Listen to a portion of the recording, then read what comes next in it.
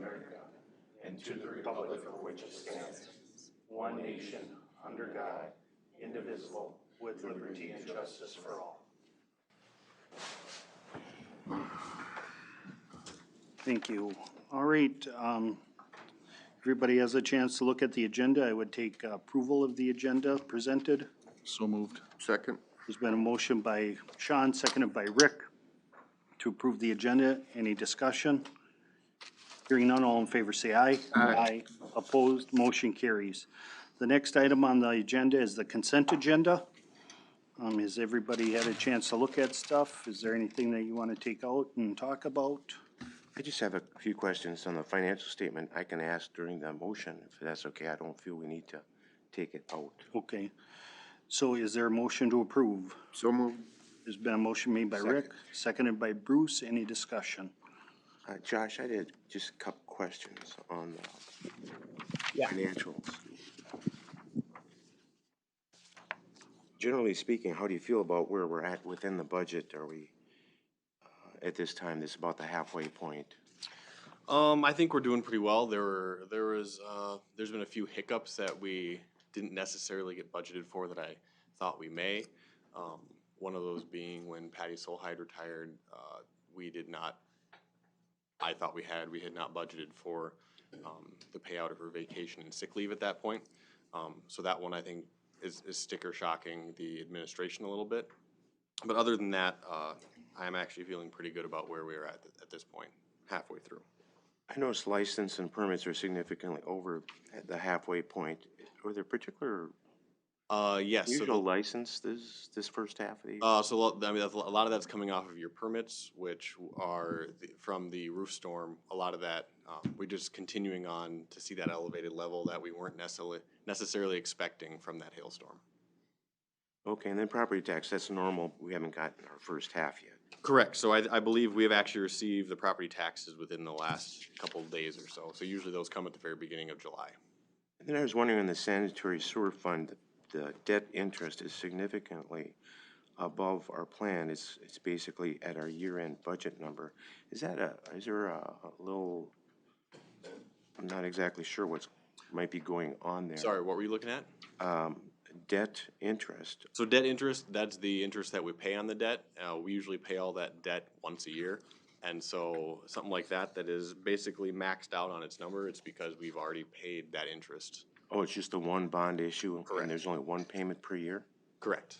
Yes, yeah, some of those only have one payments per year, some have two. I don't know that one specifically, but I would guess that means it just has the single payment each year. Yeah, that's kind of unusual. Usually it's twice a year. But okay. I had a quick question too on accounts payable. Yeah. The New Prague area schools, the municipal band, the band director salary, did we, and I can't remember, and this is probably new to you, when we had approved this a few years ago, but weren't they supposed to perform so many times? And is somebody watching that, or are they doing that? Or That I'm not entirely sure. I'll have to look at that and get back to you. okay. And do you have any idea, Ken, about that? Wasn't there, Ken, you'd have been around, I mean, wasn't there were, if we were gonna fund the municipal band, they were supposed to play so many concerts. Yeah, I remember it came in front of the council. I don't recall if we have a specific agreement for like a minimum number or anything, but I think following state statute, there was certain things that had to be followed in order for the city to fund it. Scott, you probably have a better background in that whole situation. I mean, they are. That was the discussion I think you had before, is that you wanted a certain number of performances done. Right, okay, so you remember that too, then. I do. And I don't know if anybody's been tracking it, and, Right. and it seems like it's been a few years since I've even seen that line item pop up before, but, okay, if we could just check, do some checking. Okay. There have been performances. Yeah. There has been, okay, and, Some of them have taken place out of the town in Faribault or different locations. Yeah, Because we don't really have a performance area for it. But they performed once this year in the park, and then they always performed during Dozinki. okay, and it could be that I just missed it or I didn't see it in the paper or whatever, but I was just making sure somebody was following up. Yep. To just be curious on, if we're spending taxpayer money, that we're getting a benefit out of it. And just my only other comment, seems like the golf course is performing on target or. Yeah, I actually just had a meeting with Kurt today, and he said while we had a slow April because we started about 20 days later than last year, We are actually now above our revenues from last year this time. So we have more than caught up in May and June in terms of revenues the golf course has been able to bring in. Right.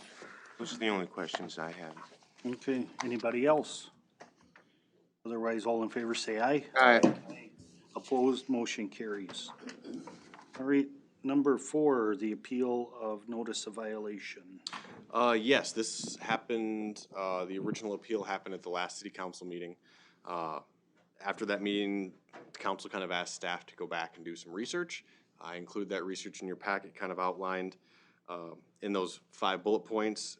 Kind of generally, you asked how long it would take staff to mow that full stretch along 29.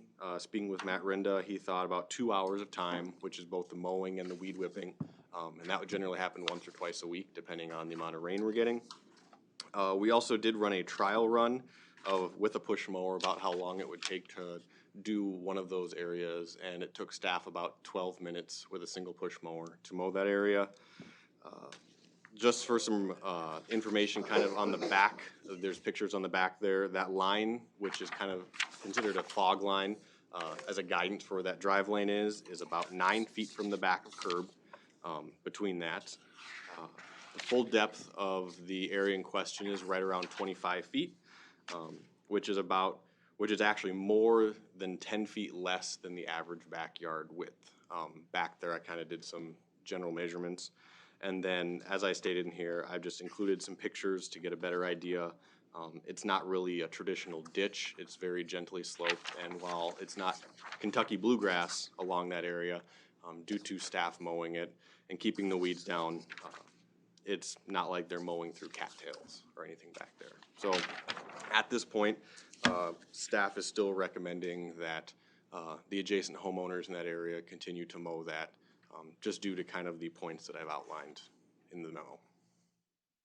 I went through there this morning. If the county does the gully, everything beyond the nature trail should be done by somebody else other than the homeowners. It doesn't even look like it's part of their property, you know? And whoever put that nature trail in, I mean, they encroached on that parcel, not the homeowner. You see what I'm saying? They had no say over how that was gonna work. But the ones with the fences, in order for them to do it, they gotta go a whole block down, up through that little niche in the middle, and then back to mow their lawn. I don't see where, it looks like if the county did the one half and then the city went and did the other half, it wouldn't be that big of a burden on us. Ken, do you know when that trail went in there? Trail went in when the property was platted before any home was built, which would have been platted in 2005. I think it was 2006 when all the improvements were done, but all that predated any home construction out there. It's part of the development. Part of the development. Yep.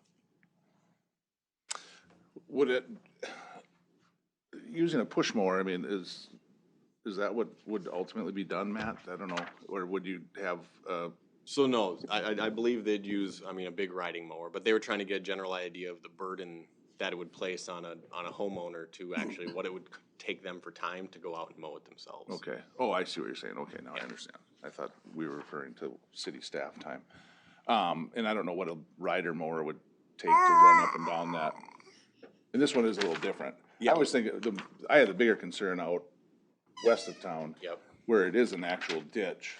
Correct. You know, this is Yeah, pretty so, mild, but. so for city staff to do that with a rider, the whole thing would take about 2 hours each time. To do the whole stretch from one side to the other. That's cut to and weed whip. And weed whip. Because there's a lot of light poles, utility boxes on there. There's probably an hour's worth of weed whipping. And again, these are rough estimates. Just a clarification, Rick's mentioned the county. Is the county responsible for any part of that? They are not. So as an update, we had initially kind of reached out to the county, as did the homeowner, just to kind of see what they would do if the county, since it is a county road, what they would maintain. And they informed us that they would maintain about the first 8 feet, kind of like they do for all county roads.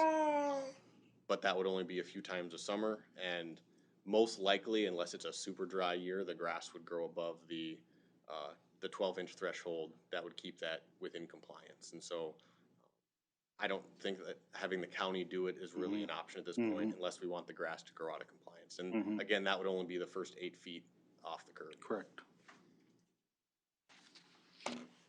Is there a safety issue involved, though? I mean, is it, because if they weren't to mow it, then they're just outside of the city ordinance compliant, but it really is kind of, in my feeling, that it's kind of against what the ordinance was. This is more in-town, front lawns and whatnot, that were just in disrepair. This along a county road, I mean, it's not that the grass is growing so high that it obstructs a vehicle's vision or anything like that? Or? Yeah, I mean, I guess I can't really speak to the traffic lines of sites here.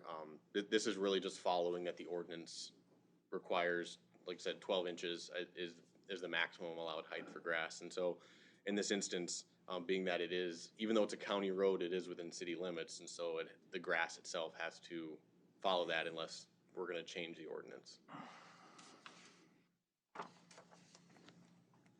And so, Matt, what was the real reason that we just decided to stop doing it? I mean, was it part of that shoveling thing where we were talking about the sidewalks, and then it was like, well, we're mowing this, but we're requiring other people to?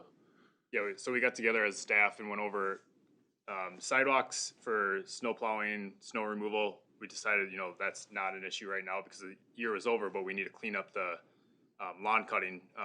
That's something we've talked about for years and never really gone anywhere. So we sat down together, me, Ken, and Josh, and went over the map and determined we need to be fair to all residents. That why are we picking some residents' road right away to cut and some not? So we eliminated all those. And like we discussed back in April when we started sending out those letters, but it was nothing to do with cutting back on city cutting for taxpayers' money or anything. It was strictly we were trying to be fair to all residents. Well, and we had that discussion the last meeting, Yep. And, we're not talking like in town where the sidewalk, it's literally 25 feet and it's 2 passes of a. Yeah, of usually there's a push 5-foot board. boulevard between Right. a curb and I mean, the this is sidewalk. this is dramatically Different. so. I don't know, personally, I'd like to continue with Well, there are a lot of cases, though, where the school maintains on Columbus Avenue, and that's a county road right now, too. So there's other examples of the same thing. First Avenue's a county road, and people are maintaining that lawn cutting on that street. So there's other examples. There's other outlots that are being cut also that are larger than the typical boulevard, too. So We have an area out in Heritage Estates that butts up against 12th Street that's very similar to this, that we used to cut, we do not anymore.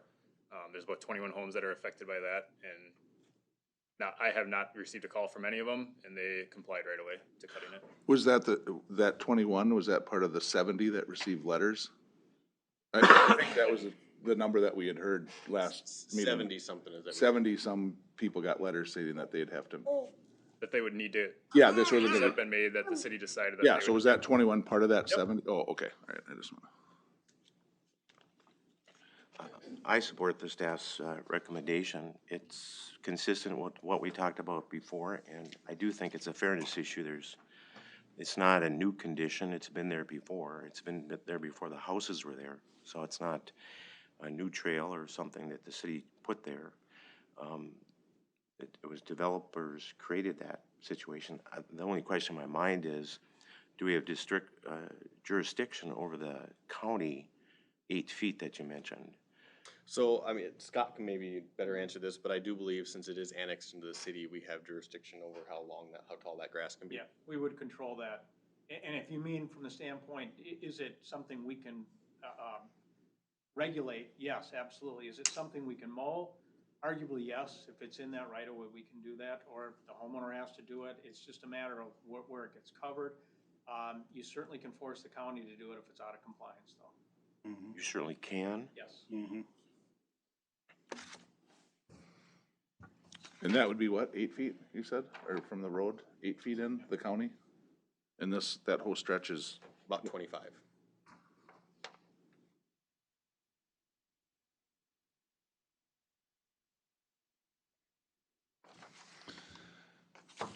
I don't know, I think I'm gonna side with the homeowners, and we were cutting it before, and if the school district's cutting it along Columbus and we're doing other issues, I agree. it's on the other side of the trail. If I may add something. Yeah, go ahead, Justin. To it. You know, I know the city is trying to be fair to all residents, but previous packet I gave you last council meeting, I had two specific examples of Belle Plaine and Shakopee of similar situations with a city-owned trail on the backside of properties, also with a county road. And both those cities do maintain that same amount of area, even though they're not mowing the front of the property owner's boulevard. It's still a situation where other cities are doing the same thing, so. Similar on Main Street, we have a trail, bike trail right by the bank that I used to manage, and we were required to cut it. And it was a trail similar to this, and Holy Trinity and Beck is in the same situation. So there's examples back and forth. I guess I'm hoping to get more consistency and fairness throughout the city. There's people mowing boulevards ever since we had a community here, so it's not a new issue.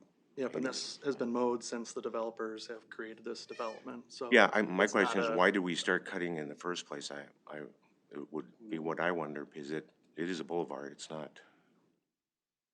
And that was our objective when we got together, is why it was cut back then. I can't tell you what the decisions were back then, but it was, in our eyes, was not fair to every resident. So that's why we try to clean it up. Anything else, or otherwise, it's the council's? Well, I think Rick and I are on the homeowner side, and I think Bruce is on the other side, so it's gonna be up to you with 4 people here. Yep. So- So I think in this instance, because. Well, the I just cur- want to clarify, I'm not on one person's side or the other. Well, I didn't mean to I'm imply looking that, at the interest of the community and fairness to everyone that's cutting boulevards. So I'm not, I don't mean anything against you personally or what your situation is.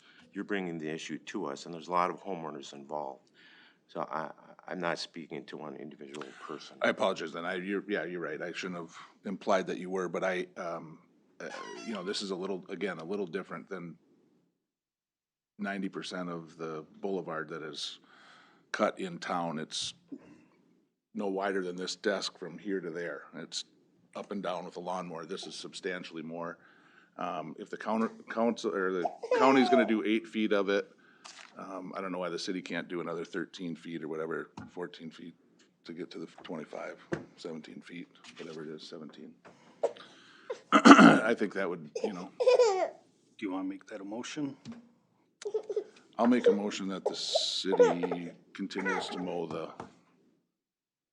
70 people that were affected by the change in, The 70 people? well, there were 71 or 70, how many different So people? are we talking about all the map or just along I 29? just thought we were talking about 29. No, because I have a bigger concern out west of town on 19, going towards Raven Stream, where it is actually a ditch. This is just much bigger, but out there's a substantial ditch that's in place, and I think this doesn't look real gnarly weeds and noxious weeds and whatnot, but some of those other areas out there I think are even worse. So I will say that 70 did include areas of Main Street, where we had been mowing, like for businesses such as the bank or O'Reilly's and whatnot. So do you want to lump all those back in there as well then? I would be fine with just continuing the way that we had done it.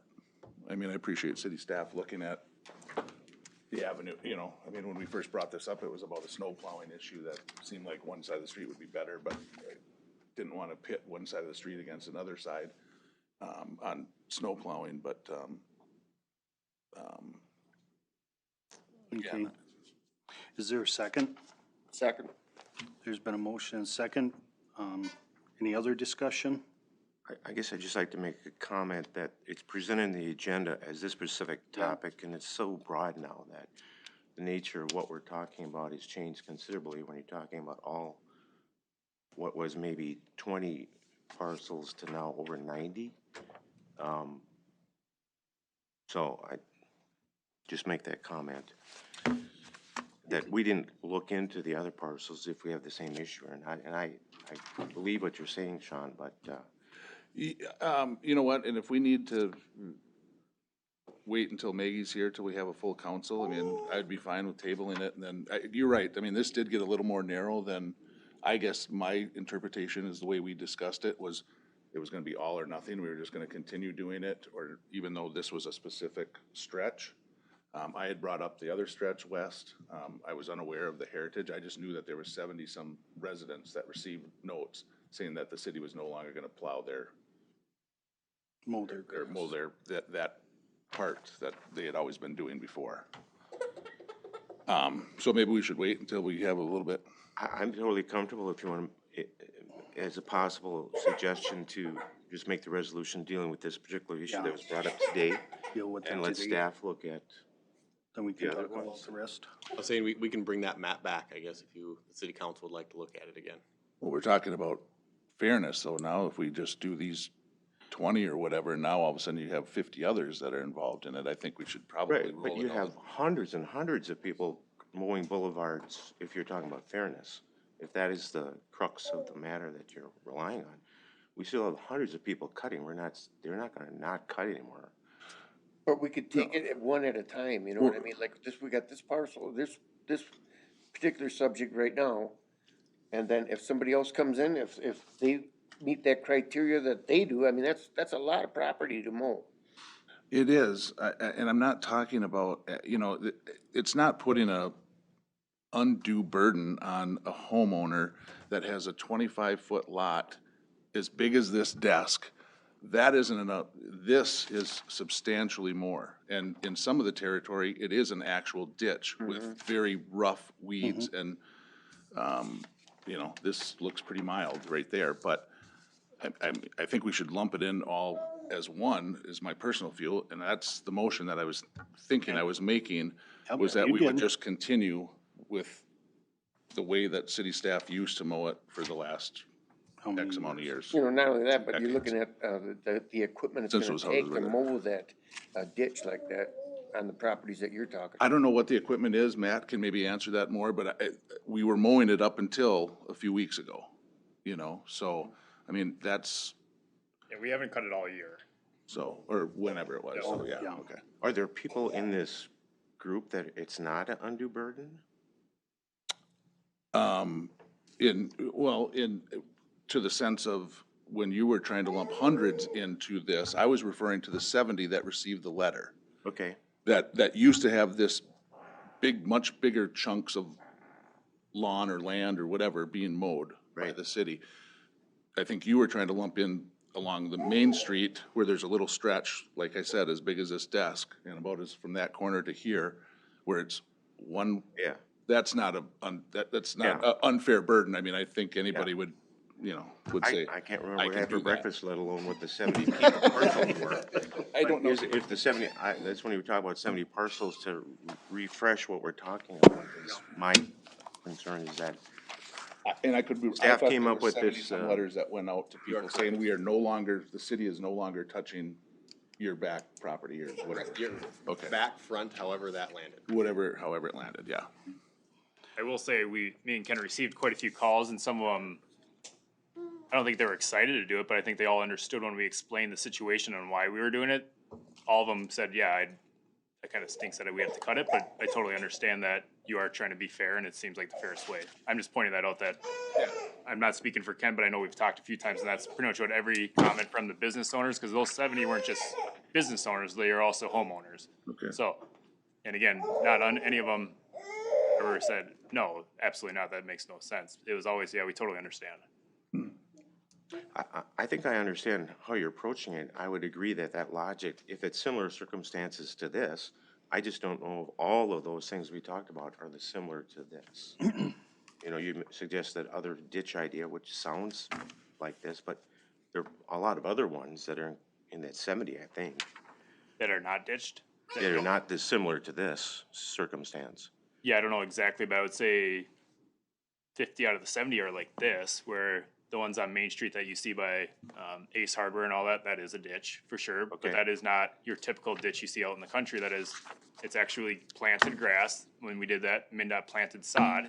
And then, yes, the down in the lower part, when it's wet, we don't even cut it. The city, we weed whip it when we used to maintain it. But right now, Napa, you'll see out there with the riding lawnmower, riding the whole ditch and everything. So that is grass. It's not, there's no cattails, there's nothing like that in there. Right, right. Okay, there's a motion on the floor. Any other discussion? So with that, all in favor, say aye. Aye. Aye. Opposed? Opposed. Okay, motion carries with one opposed. All right, My understanding of the resolution, all of it is now taken up. correct. That's the way I understood it, that we're going Whatever back we to the used to previous do, map. yes, back to the previous map. All right, the next item up is, the New Prague Community Baptist Church conditional use application. Ken,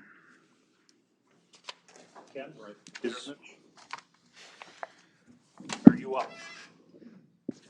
All right, so I'll give a quick background on the request for a conditional use permit. It's actually amending a conditional use permit from back in 1988 for Community Baptist Church for athletic fields, pavilion, and playgrounds.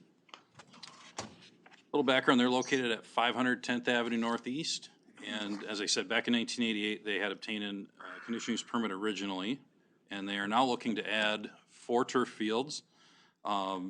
They know it's specifically for U12 soccer, but they can be used for any number of different sports. Pavilion and a playground.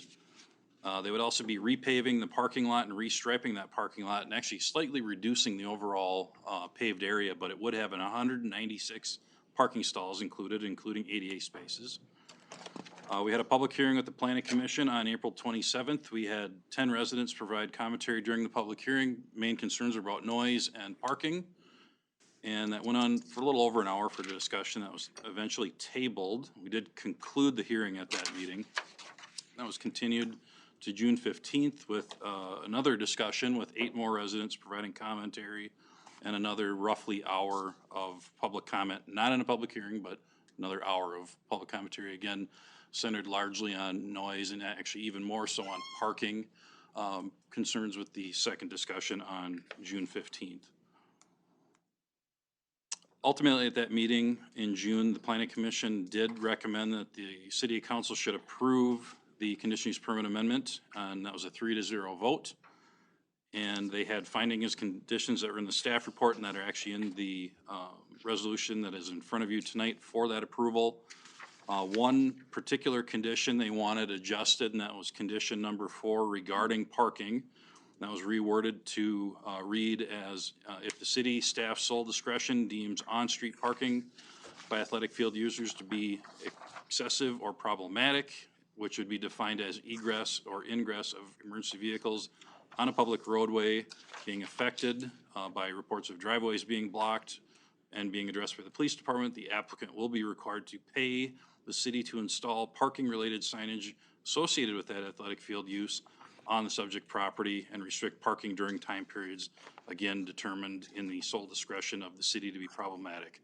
So the idea behind that was we don't know that there's going to be an issue. If there becomes an issue, signage would be able to be put up where there's no parking in certain hours and certain days, rather than just try to guess what that'll be at this point. So Sean, I know that was one of the things, I believe you had brought up that main point, so not quite sure if we completely addressed it, but that was trying to get at that, not knowing exactly where the issues could pop up, but leaves that in the hands of mainly the police department and staff to confer and determine where that could be. That was language that myself, Chief Garais, and City Attorney Riggs came up with in the past few weeks. Regarding the background for the request, just so everybody's clear again, the church property, kind of trying to outline that with my pointer here, if you can follow along. Areas in yellow are where they propose a 5-foot tall chain link fence, kind of contain the balls from rolling out into the road, but fencing only proposed in the areas that are shown with the yellow. They do have 4 U12 fields, 3 of them on the south side of the site, 1 on the north side of the site. Playground area at the southwest quadrant or corner of the church building as it exists, and then a pavilion somewhere between the parking lot and play area. No retaining walls are required due to the grading plan that they submitted. Our city engineer did review that. Also had our city engineer, traffic engineer, their department and division from SEH take a look at the traffic. They determined that the 196 parking spaces would be adequate based on the use. The one caveat and the one condition of that is that the athletic field use cannot occur when church events are going on, because that would put an undue demand on the parking and traffic in the area. So that was one of the conditions that was added. But just on the face of it and use the fields on their own, there's adequate parking that should be able to fit on the site and within the church property.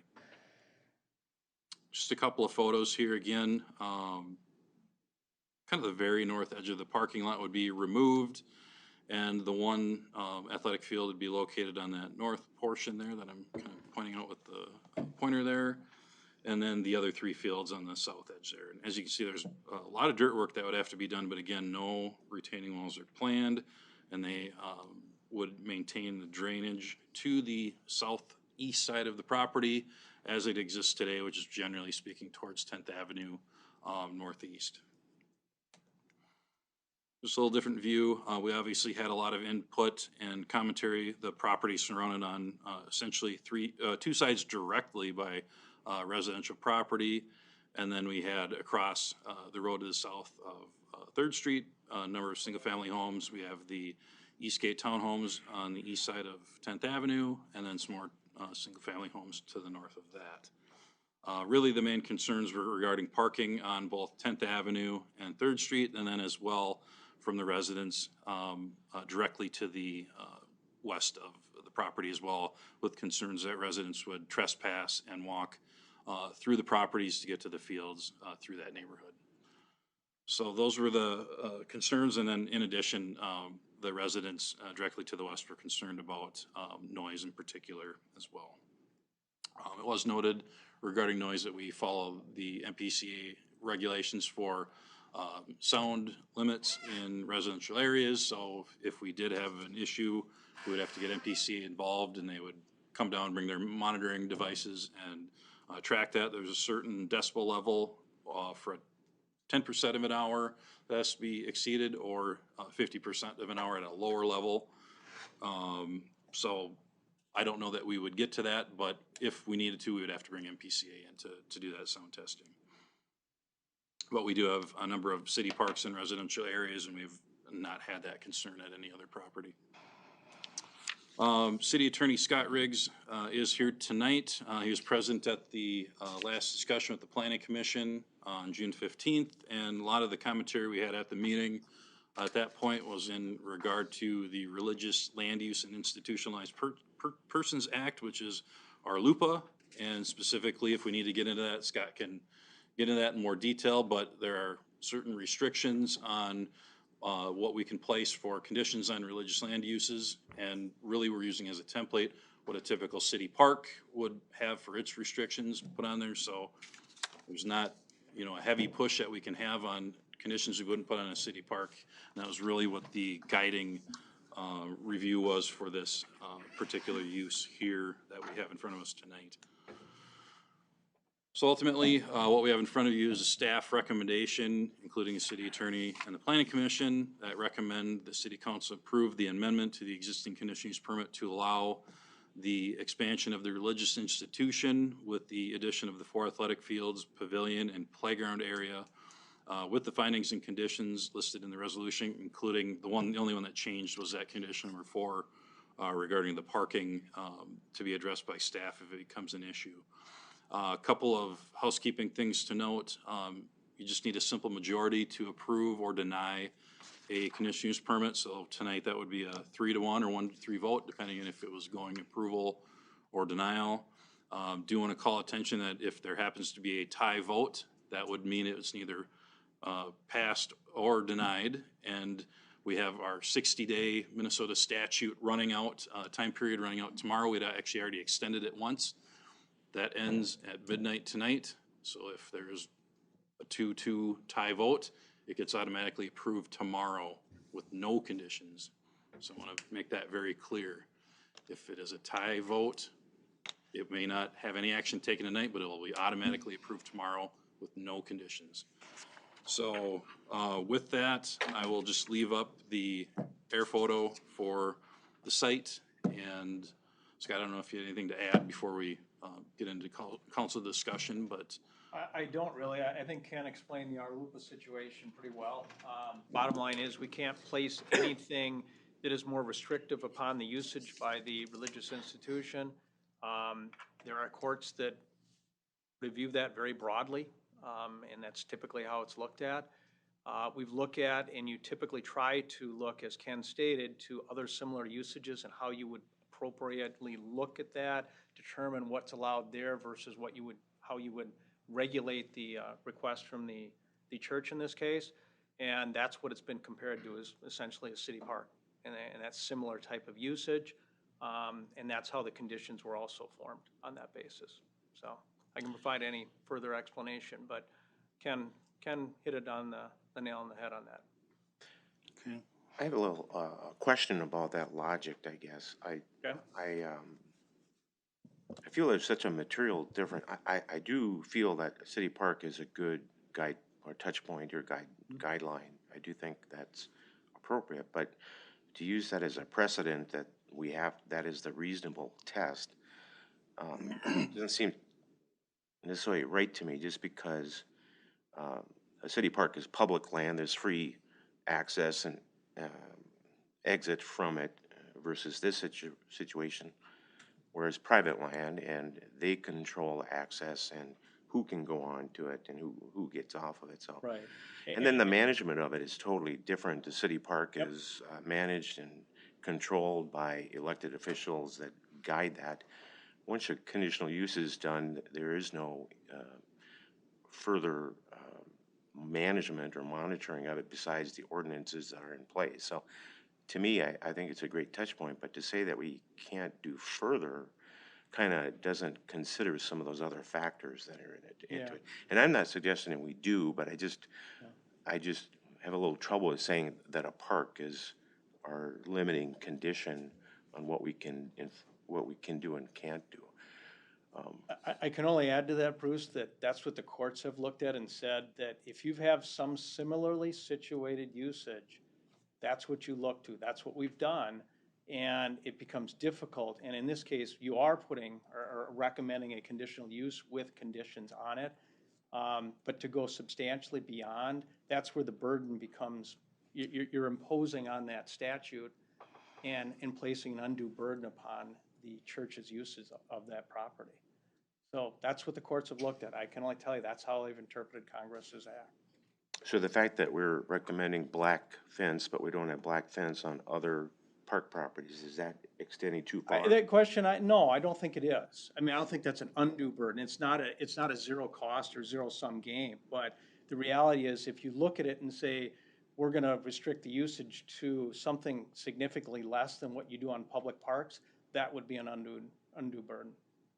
So if the parks are open 8 a.m. to 10 p.m.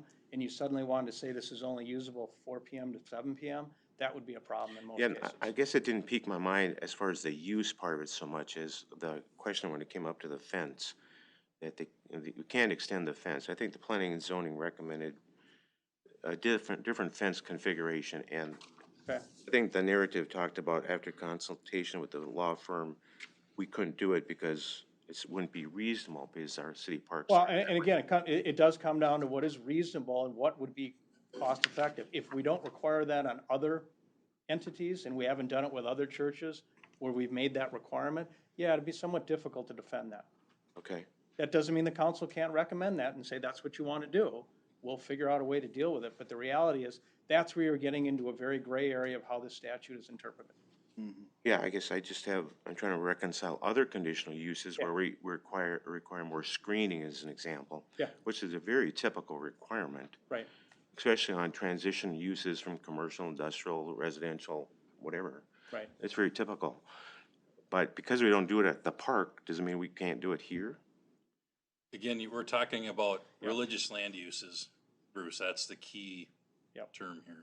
And I know a lot of the arguments have been made that what does a field have to do with a religious institution? And It's part of their overall mission, and I think courts have supported that. But the fact that we require screening on other conditional uses, we're not treating them differently. You're just comparing it to a park, which we don't do it. And a park configuration So, development is Here's the done difference after a there. totally We've different got process. residential property, which does not require screening. When we've had that required on other properties, as industrial or commercial, where that is a requirement. And we've maybe taken it a step further to further mitigate the impacts that might be, expected right. due to, I don't know, light from a parking lot or something to that effect. But we don't have that requirement in normal single-family zoning, so.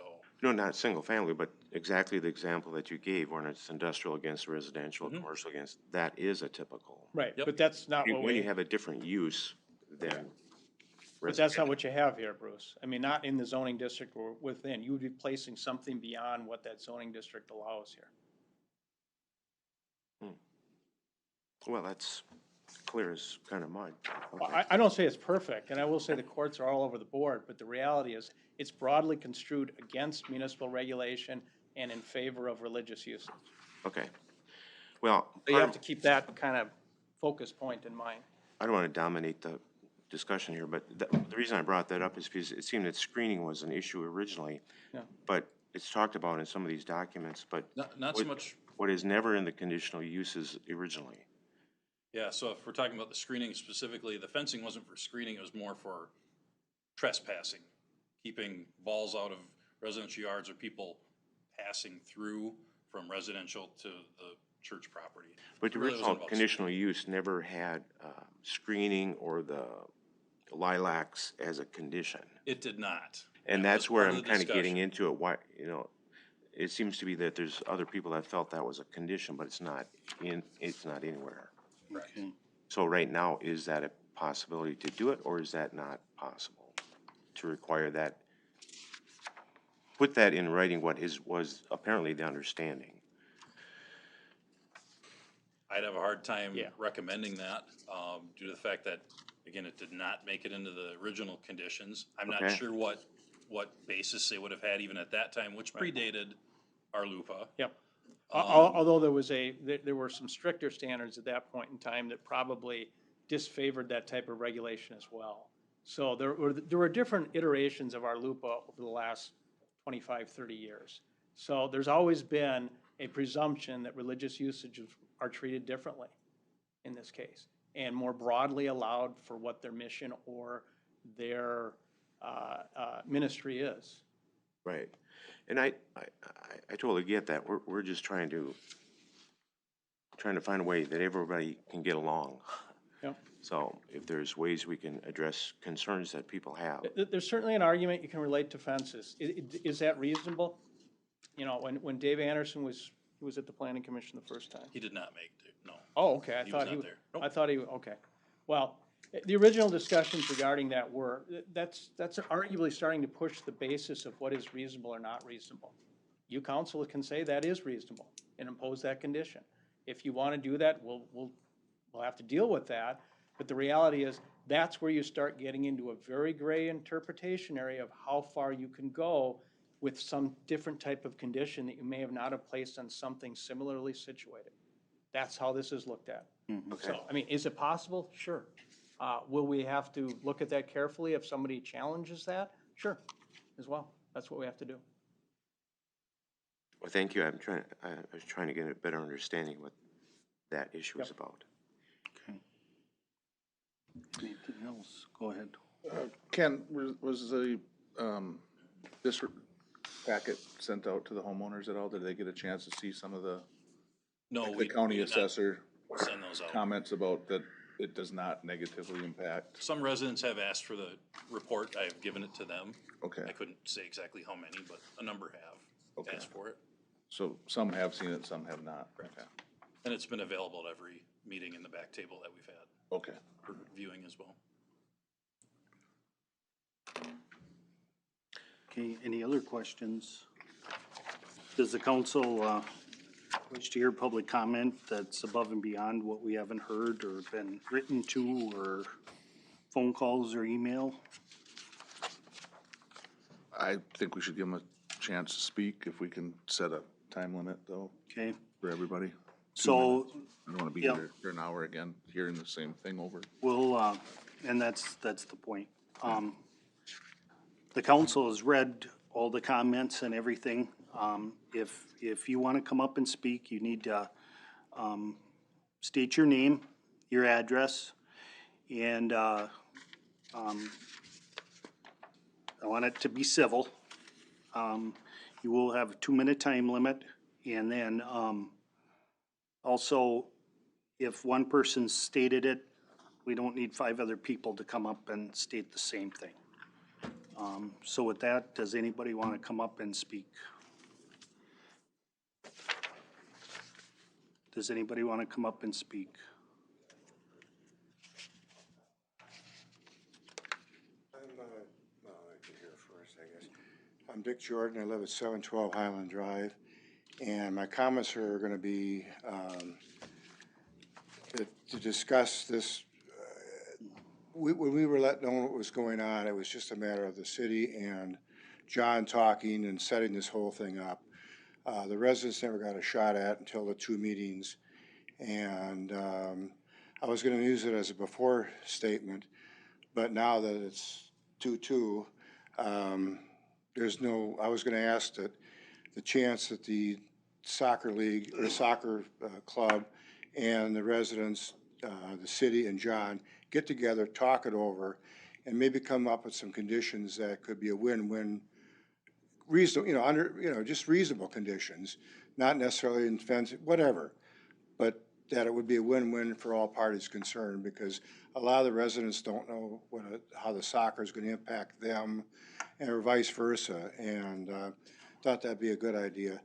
The second part of what I was going to talk about is the after, and that's when you have 10th Avenue, 3rd Street, 4th Street, parking on both sides, and as Ken pointed out, Highland Drive is right behind her. He also pointed that out. You've got Ironwood and you have Highview Circle, that people are going to park there.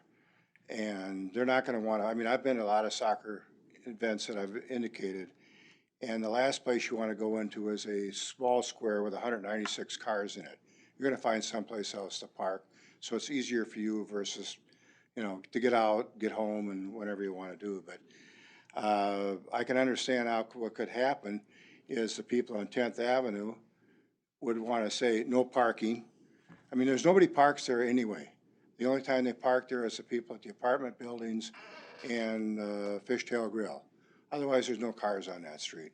You pass this tonight, you're going to have cars from top to bottom, every direction you can think of, and people parking on the side streets. Your time's up. Thanks, Dick. Oh, all right. Thank you for your listening. Anybody else want to speak to it? Anybody else want to speak to it?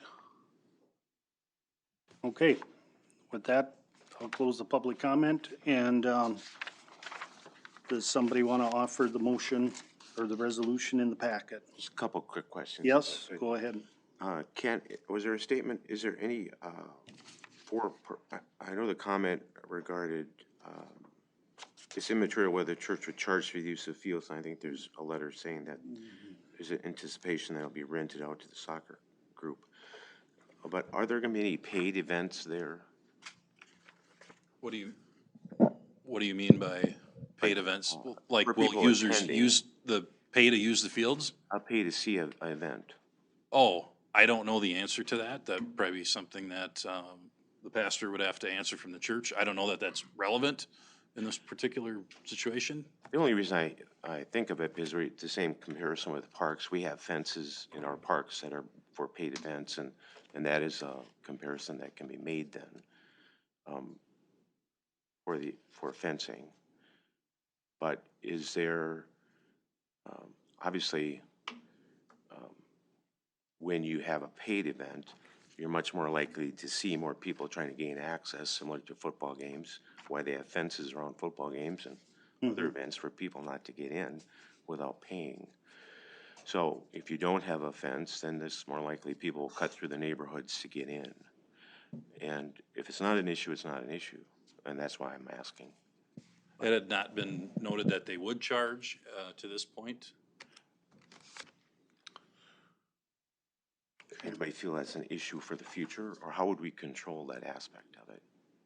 Are we just saying through trespass laws? I think trespass laws, and if there is an issue, I would hope that the church would be open to discuss some Well, we have no options. control after today. No, but I mean, between the neighbors, I'm not saying such as us, but Okay. if there's Bruce, an am I understanding, if you're talking about paid events like at a football stadium, obviously you're paying to get in to see it. Is that what you're talking about? Yes. Yeah, like, Yeah, that's quite different. I mean, if that's what they were doing, yeah, I would get it, but obviously the church would be the one that would probably want the fence at that point in time if people are gonna be sneaking in. Wouldn't But- it be this? Yeah, no, Yeah. whoever's providing the event. No, I get what you're saying, but that, I understand. And again, if you feel strongly about fencing, you guys have to talk about that as the council and decide if that's a mitigating factor here. And if that's the case, and you've got reasons to justify it for that, which is the trespassing and protection, it's a condition. It's not what has been Yeah. recommended at this point in time. But that's up to you for right now. Is that where the way you're leaning, Bruce, is to require that fence? Because, I mean, that brought a good point up. I mean, there's Well, gonna be a fence there. As I understand it, the right, fence ends right there. right, with the yellow. Just the yellow. right. Yeah, And I don't feel strongly about it, but there obviously were neighbors that felt strongly about it. So I know. And then the original issue about the original screening, I think, was legitimate. I understand the murkiness of all that, but I've been through so many conditional uses where we required screening for different uses that, to me, it's not an unusual request. And if that screening, I'm not that familiar with the property, so I don't know if the screening has gone away. There's a fence, but So I know as staff speaking about the fence, I mean, it was brought up at one point going all the way around. I know we also had discussion that potentially creates a safety hazard should we have some sort of emergency situation within the fence. Right. That we'd want the ability for people to get out in more than just a single way too. right. So if we are gonna look at potentially putting that condition in, we might want to allow for the ability to put entrances more than just that one at the parking lot entrance.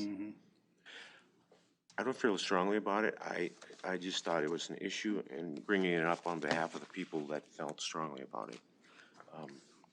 It does seem to make a lot of sense to me that if I were the church, I would like to be able to control the access to the property for their own liability.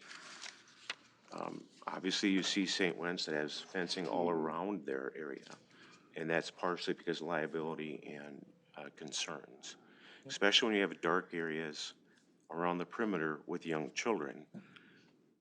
If you have access coming and going there, there's potential risk. So we're not allowing lights. So you've got a circumstance where we're almost creating an environment that's creating some risk. So, And the lights could be coming later, so I don't, it's just that I don't want it to snowball. I don't know, can we do it by roll call vote? yeah. You're calling the question? Yeah. Yeah. I wonder the question on the resolution itself, Uh-huh.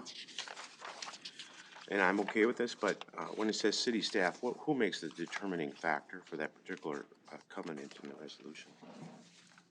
Referring to number 4? Yeah, it seems like a broad statement, and we seem to use city staff pretty broadly, which we've discussed before, but In the case of, who makes that in decision? the case of number 4, it really is going to be, in my opinion, probably the police department and planning department. If we need to spell that out, I guess we probably spell it out. Who?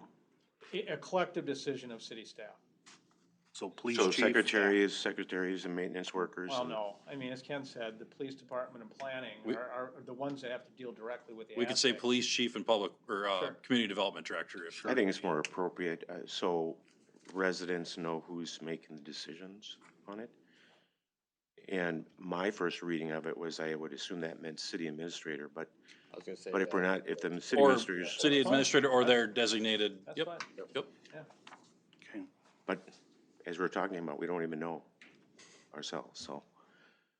But ultimately, That's how we detail that, whatever that is. no, that makes sense, but ultimately, it'd be up to the council if the residents approached us and we wanted to bring this forward, right? Correct, I mean, yeah, that would be another avenue, Yeah. correct. But if for some reason it came to staff, then we'd be able to move it forward, not necessarily having to wait until the next council Well, the meeting. council wouldn't be able to make the decision. The resolution states this particular staff. Yeah, but if, Bruce, if you have a police power issue relative to dangerous parking and things like that, yes, the council would always have that authority, notwithstanding even a CUP being issued here.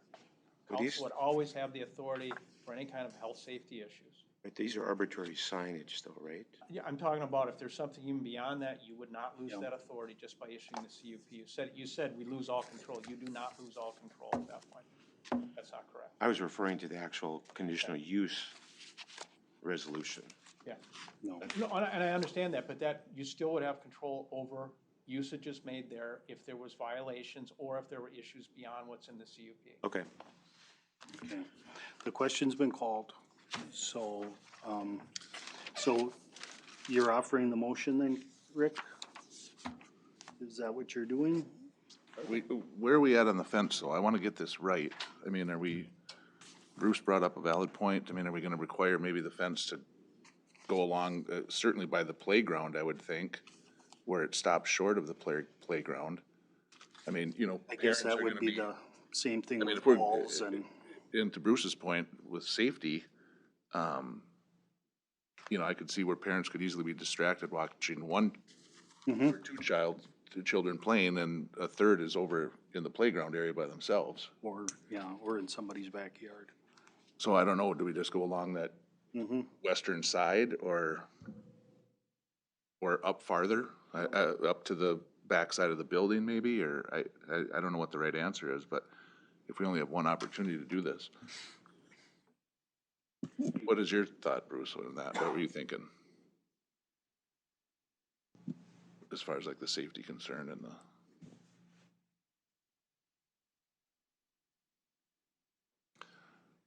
And that certainly would be a barrier to those houses for anybody trying to cut through. It wouldn't make any sense.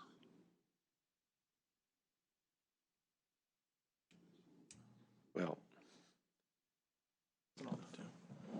I guess I would ask staff to give us some guidance on it. We're talking potentially over 200 individual people being in that area at one Yeah, time. and that's why Ken and I were trying to chat quickly. I mean, you certainly have the ability to, one, impose a fence now. If you believe it's reasonable, impose the fence. If not, as you did with condition number 4, where you look at the history of what goes on moving forward, you could put a condition in that says if there's significant trespass or complaints or, I guess, and to go to Bruce's point, balls being kicked into other yards, potentially are liability related, you could require a fence at that point in time and leave that open-ended. It's not as clean, but it's the same as number 4 is right now that you have as to parking. Well, I'd vote for that. I mean, I think we should leave that option open. I mean, that was what came out of the planning commission, is that legally, we can't really stop it. I mean, if they challenge it in court, we're gonna lose. I mean, Scott said. Well, I mean, again, if you deem that reasonable as a fence, but yes, if No, I'm if talking the the overall whole- CUP, difficult. I'm being straight and honest with you, as I Yeah. said at the planning commission. Yeah. It's difficult to prevent this usage being made of this area. That's Right. just the And- reality. That's where the law is, whether we like it or not. That's what Congress did. Right, and so in the planning commission, the idea was that we were some type of compromise there, because I love the fact that they're providing 4 soccer fields that are desperately needed within New Prague and not at taxpayers' expense. I didn't understand it to be a controversial issue because I thought I read in the narrative that the church mentioned a few times they'd be willing to do it. They had mentioned they would be willing to do it if it was a requirement. We had discussion on whether it was deemed reasonable, but ultimately that's your call. Yep. As a council, if that's reasonable. I can tell you, not all the property owners on that west side were unanimously in favor of having a fence there, just so you're aware. Do you think the mechanism that we're describing, that we leave it to city staff or development or planning or whoever, is that a workable thing? If you have 2 neighbors that don't want it and 2 that do? And Yeah, see, that's where it becomes problematic. I mean, and we're just trying to give you another option to look at this with. And is it perfect? No. Is it subjective? No, not really. You can have some objective basis there. If we have complaints to the PD and to planning, it's something you can point to and look at. If there are no complaints, you know, does that just now engender complaints out of spite. I doubt it. I don't believe people are that way. So I don't think that's going to be the issue. If not, impose the fence requirement now, and you just go forward with it that way. We were just giving you a step back from that. But it ultimately, Bruce, might come back to you again. You decide, are we imposing a fence because 2 want it, 2 don't, or 5 want it, 4 don't, whatever it may be. Yeah, my perspective is more from safety than trespassing and things like that, especially when you have a dark area like that, and you're talking about children all under 12. Yeah. I mean, that area and the neighbors there, to hide in somebody's backyard was a very common thing in New Prague in the past. And there isn't a riper circumstance than what we're looking at there, where you have hundreds of people in one area. And then it's not necessarily the people participating, it might be the families that are watching and little juniors running away over there and that type of thing. So my concern is more from safety type of thing. If there's a way that we can implement something to improve safety in the future, that's workable, and staff feels that could be worked. If we don't have an agreement now, a wire fence, I would totally go with that. And leave that option open. Yeah, Yeah. just leave it option. I would too. I think that'd be the better. And to that one, unlike number 4, that one should be staff or yourselves that receive a complaint, that we'll have that decision come back to council then maybe, instead of having staff necessarily make that decision administratively. Just since like you said, we may have potentially neighbor versus neighbor on whether they want the fence or not. That way both sides can hear and be heard before the governing body. Yeah, I think everyone's got a shared goal as far as the safety of the area. So I would hope that that would be something that could be worked out if it was a solution that might improve things. Okay. So to answer your question, Mr. Mayor, I Yeah. will not be making a motion. Okay, okay. So with that, do you wanna offer the resolution with those conditions? One of you? With that fence? And the signage that could, modification. if parking becomes an issue in the Yep. neighborhoods, Yep, because that's about the only thing we do control is the streets. Yep. So, and then just for the benefit of the concerned neighbors, what type of restrictions could we put on street parking if that became an issue? Probably just no parking in certain hours or times that are identified to be the issues, whether that be, weekends when they have maybe more games going on. I don't know. That's what we don't know. We don't wanna Right. but restrict no parking and then, I'm just trying to 99% of the alleviate time. some of the Mm-hmm. concern that they have. I mean, because none of this In talking with the could be, but maybe it won't either. Yeah, and so. talking with the police chief, we'd want to have documented times where, hey, Saturday mornings from, whatever, we're seeing a lot of issues here, and that's maybe when we just say no parking, whatever that day or time ends up being, that I think is what we would put in place. Okay, I make a motion that we approve the soccer fields with the fencing, keeping the fencing option open and signage, street signage. condition number 4. Yeah, go ahead. Condition number 4. So I think we're talking adding a condition number 15. I just want to clarify here for you. Okay. It sounds like that's what we're talking about. That would read, I don't know, generally speaking, and Scott, help me out with this, but if condition number 15, that would read, if trespassing issues are documented by the New Prague Police Department, the city council can require fencing, I don't know, a later date I or would say something along those lines. trespassing and or public safety kind of issues related to that, and the rest of the language would be similar to what 4 is, where it comes back not to city staff, or in the case of city administrator, but to city council to determine whether or not fencing is required. Agreed. I will make that And motion. Ken and I will finalize that language, but it'll be close to that. Okay. All right, is there a second? Second. Okay, there's a motion and a second. We're gonna do roll call. Councilman Ryan, Aye. Councilman Wolf, Aye. Councilman Seiler, Nay. Mayor Jerk. Aye, The motion passes 3-1, Mr. Mayor. thank you. Motion passes.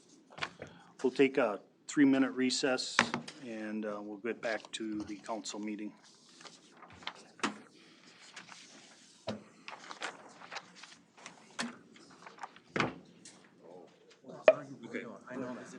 Police department or planning.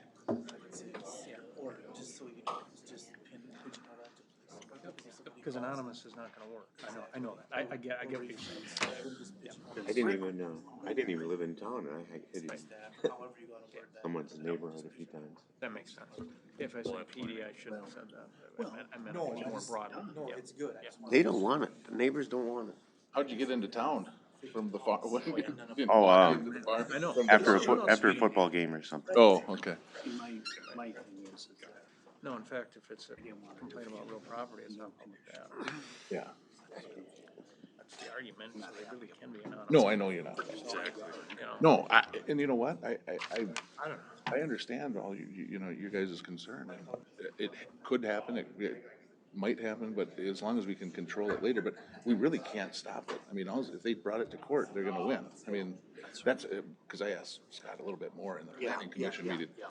That, and he said, yeah, there's a very, very likelihood that we would lose anyways, and I'm not gonna spend taxpayer dollars on something that we're gonna lose, but. on the other hand, the fence going up there, my driveway isn't gonna drift. Might what? It won't drift. It won't. Right now, I get snow off of there and I'll have a frickin' Oh, drift in front of my door. I see. You know, the fact that there's no school attached to that changes, I would think, how these guys think about it, because, you know, you look at, Wenceslas, they've got a school there, so yes, they have a field behind there. You look at the Baptist church, there is not a school there, is there? They, no. They do Sunday school. Sunday school, that's about it. Other than, church services, what, you know? They used to have the farm property. Yes, they did. Oh, that's right, yeah. So what was your, why did you vote against it? I mean, was, Because of the parking, you're never gonna be able to work it out. You got those 3 fields stacked right up on each other. yeah, Pretty soon you're gonna need lights. yeah. Um, We know that, the question on 10th, and I could easily see cars going on 10th, but if you go over the hill and down 37, by the ball fields there, by the junior high, you can see cars parked on both sides of that street too. I mean, you know. I mean, they'll park there. no, I mean, there's no other way to park, and on Columbus. They park on Columbus and on 37 for blocks, you know. Remember, we're still broadcasting. Oh, that's all right. I mean, I'm just saying. oh, no, yeah. I was just curious. No, I was just curious why Rick voted no. I mean, just, And basically, they stated why I was gonna do it. When you have an event like that, people come from all over the place. They don't wanna park there. They'll park on the street. The whole question was answered. And like I say, if it was a school attached to it, then I wouldn't have a problem with it. right, But there's no school attached to it, so now you're basically using church property right. as a city park. Oh, no, I mean, I'm very aware of their concerns, and I don't, that's why I wanted to give us as much leeway as we possibly could, where we can't stop the fact that they wanna put the fields in, but we control the city streets, so we don't have, you know, The fact that they're, we could scale down the tournaments if you had to by limiting the parking on the city streets. you know, it would have been nice before this came up, that, sports facility evaluation that we were gonna do. Because if we're gonna be putting, soccer fields in down there where the armory used to be, now you got the Baptist church doing it too. Well, I think it's very generous of the church to put in soccer fields that aren't gonna cost the taxpayers, but I think we've already agreed, or Ken just said, maybe that was in the planning commission, that even where the armory was, where we had talked about grading that out and putting lacrosse fields and stuff, eventually that has to be a new water pump treatment plant that's gonna take that entire area up. So that would just be. Where area? Because now. I was you got that surprised too. Little building and said they're gonna do the same thing, they're gonna attach to it. They're gonna fill that whole thing up with a water pump, treatment plant eventually. I don't know, I mean, that was the first time I'd ever heard that. Yeah, I Was that didn't at the know that land planning? was designated for that. Was that at the planning meeting or was that Must at? have been, because I've Oh, never heard okay, that. so.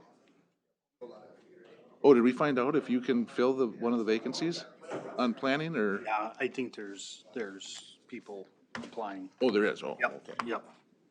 So, Good, it would be nice to know that as long as he's here though, in case that falls through. who's here? As long as the attorney's here, it'd be nice to ask him Yeah, at least what that would be Yeah. in case it pops up again. yep. Okay, we got a question for you before you take off. Okay, Well, let's get Mark, go. He had a question about yep, some of the stuff on the Pioneer and that the county was. yep, and we're gonna get to that too, so. Oh, Or maybe we can oh, move, you might need him here for that, I got you. well, he's C. Can we move him up to A or? Well, I'm gonna ask public and then we'll go from there. Okay. Yeah, no, we can. So I'll reconvene the meeting, and then, there's nothing for Main Street or Columbus Avenue. The public's invited to be heard on matters not on the agenda. Speakers are limited to, 5 minutes. Does anybody want to address the council, that aren't on the agenda? You guys are on the agenda, so. Okay, I don't see anybody. So with that, we're gonna go to general business and we're gonna, because the city attorney has to leave, we're gonna talk about Pioneer right now. So come on up, Mark. Yeah, I approached the council here probably in January, February about buying the land under the wall. It's been a mess here for many, many years. And I told them I wanted to know, I didn't have an open checkbook on this. I wanted to know what it was gonna cost. So whoever chimed in or what, they said between 2,500 to 3,000, maybe a little more. Well, up to date now, it's up to about 6,500. And we're not done. I talked to Terry here, she called me maybe a week and a half ago. The county rejected it. They wanna amend the deed into my property, so it's still non-going. And I wanna know how much more it's gonna be. And if I known it was gonna cost this much, I wouldn't have bought the property. And that's why I'm here. Okay. You're gonna have to, because, I thought that was a fair trade, that we were gonna trade, that land onto his deed as long as he, took care of the side of the building. So I don't know, why did it grow bigger? So what we had estimated was about 1,500 in legal. We had the sale price land, which was 600 some, and then another 1,000 for surveying. Right on the money, obviously, with the sale price, because that didn't change. We had $1,000 in surveying, that didn't change. It really came down to legal. I didn't know, exactly where we're gonna end up, and I know that's always a big question mark, but yeah, my understanding from Terry at Scott's office is that the deeds ultimately got rejected here, and I don't know how much more is gonna take to clear that up. I didn't know what the total we were at until about a week ago. No, there shouldn't be a lot of other items to do. It's dependent upon what the county wants for accepting as recording, which is not always perfect as to at least what the descriptions are and things like that. But beyond that, no, I don't think there is much more. She said that we believe that we've done what needs to be done to make it recordable. Can you explain, at least to me, and I don't, maybe Mark too, but, why did the county reject it? I don't understand that process. Yeah, and again, it's, we've had differences, and Ken can maybe describe this as well. There have been times where they require 2 deeds for splits and or joinders of properties. Other times they don't. This one, they're required different than we've had on other properties. Yeah, and my understanding was that we had checked and Yes, were told that we did not need this additional deed. right. And now they're rejected it up there when it came up there. Yeah. And they had a closing the same day where they didn't need that. Yeah. So we're a little confused on what's required and when, and. And this is one of the instances, Ken and I actually talked today before this meeting. I plan on talking to staff up at the county, probably above the recorder's office to say, what's going on. Because I don't think this is the first instance it sounds like, or this is where something like this has happened. And so, I don't know if this is a conversation that just needs to be had with county staff or what's going on up there. County administration, you mean? But by staff, yeah. Yeah. Talking to county administration and then filtering it back down. Okay, well, We got the verbiage from, just allow me at least a minute. Do we got the verbiage for when we made this deal in the first place? Because it was a fair and equal, transfer. That we should be covering the legal fees. We should be covering all that. That was a fair share trade. No, the agreement was that we would not pay any of the legal, any of the sale price or any of the surveying. That was part of the. I understand that, but. But yeah, we went over the estimate.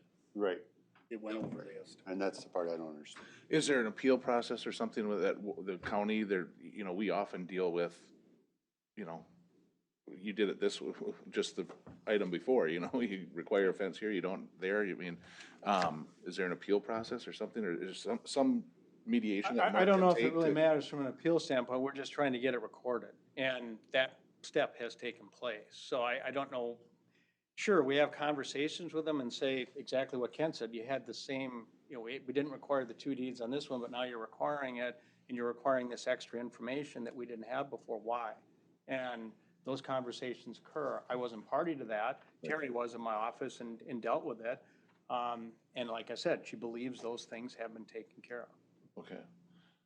But is there any, because that had, obviously cost Mark additional money, and it seems like it was a little bit in disarray, as far as I'm concerned, is there any, maybe the county should reimburse some of those costs, or, if it's indeed found that they shouldn't have done it in the first place, or as we move up, is that a commission? I would say they won't. I will look at what we put time-wise and see if there was stuff that maybe was, I don't wanna say it's extraneous, because it wasn't, because Terry put in the time, I know that, but I can certainly look at that, but that's, again, ultimately up to you for, if Rick had an understanding it was different, that's not what was put into the agreement that was there. Oh, I understand that. Yeah, no, I know, but the council certainly has the ability to say, you will eat some of that cost, that's up to you folks. Well, I didn't, Like, do it, if we can make a motion, I would like to at least cover half of his costs, because, the estimates went over, yes, but that wasn't his fault. I mean, he made a fair square with us, and even agreed to take care of the wall. I don't know why we should put all these legal fees and stuff on him. well, it wasn't, I don't think it's the city's fault though either. I think this comes from the county and the fact that they required this extra step, which resulted in more legal fees, and now there's some discussion of whether or not they should have actually done it, Well, unfortunately, we're beholden to what is there and what we have to do for recording purposes. And Okay. like both Ken and I have stated, it's not always the same, and it hasn't been the same. And why this one was treated differently, I can't tell you that. And Josh has got the right idea. Figure out if we can get a protocol for this so it doesn't happen in the future again.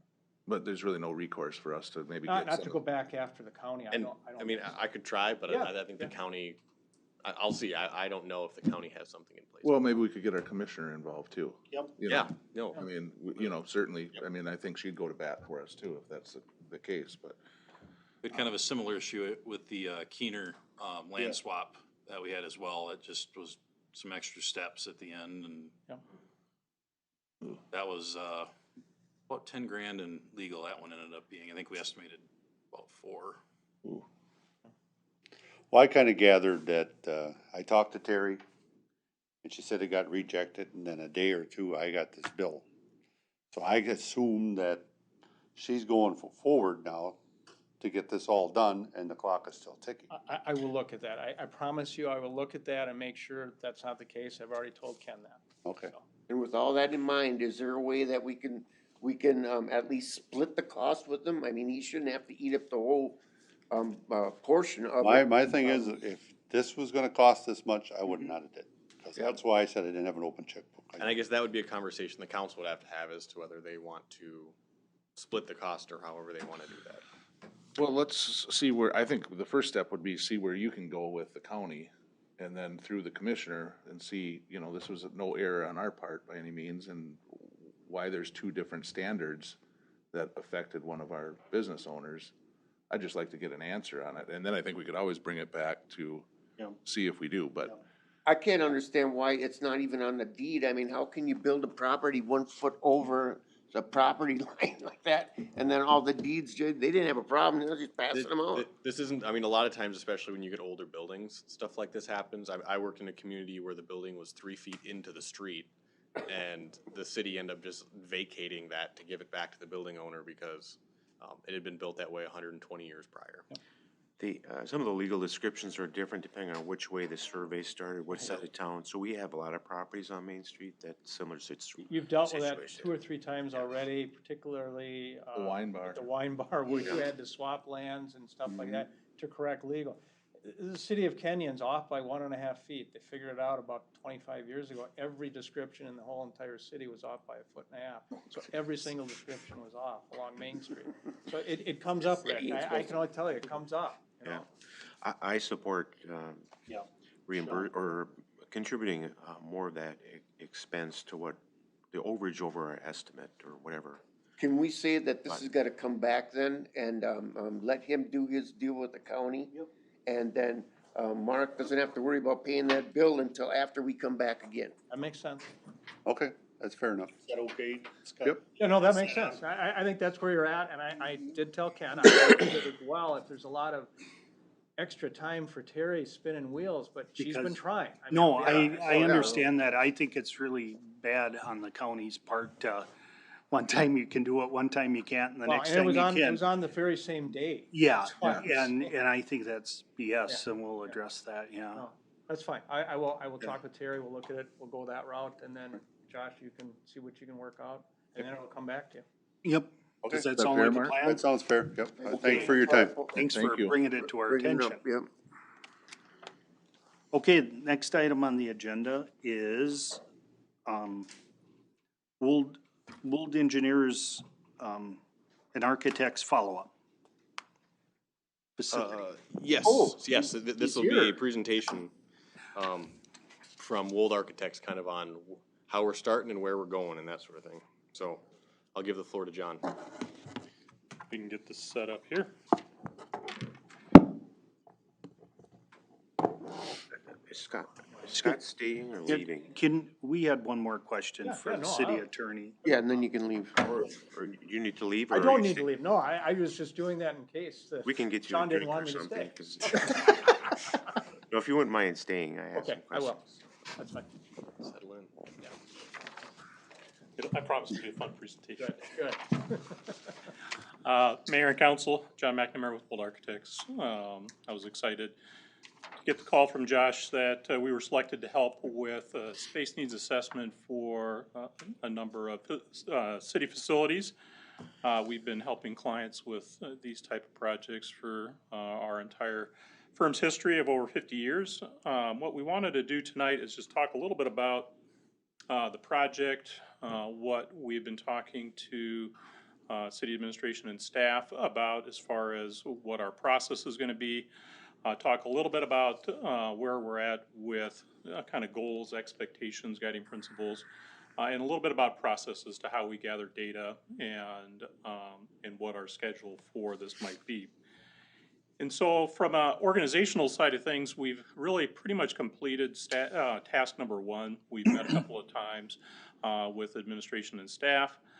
We are currently in task 2 right now, where we have put together a survey to gather historical information on operations and departments and staffing and square footages. We have drawings of the city facilities that we're going to be looking at, so we're in the process of figuring out what the existing utilization of city facilities are right now, which will then allow us to start on task 3 and so on and so on. And so we are pretty early in the process, and so it's a good opportunity to check in, and that way if there are any questions from leadership as we move through. From a schedule side of things, what we are looking at right now is we're in July right now. Like I said, we've had a couple of core planning meetings to kind of talk through and get ourselves organized.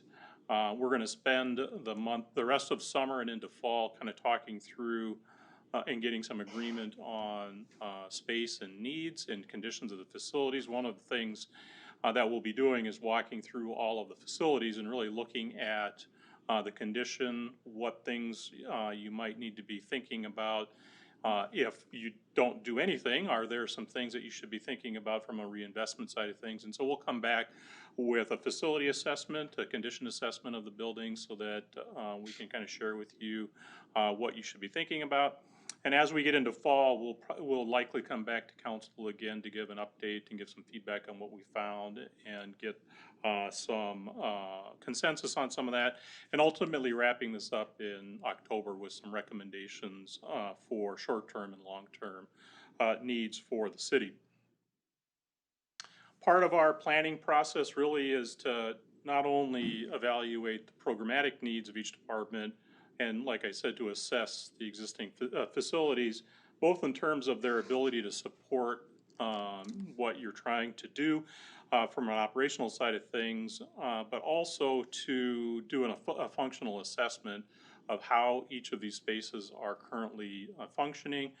How could they function differently? Are we doing things the way that we are just because that's the spaces that we have, and those are some of the things that you're doing right now to accommodate staffing changes?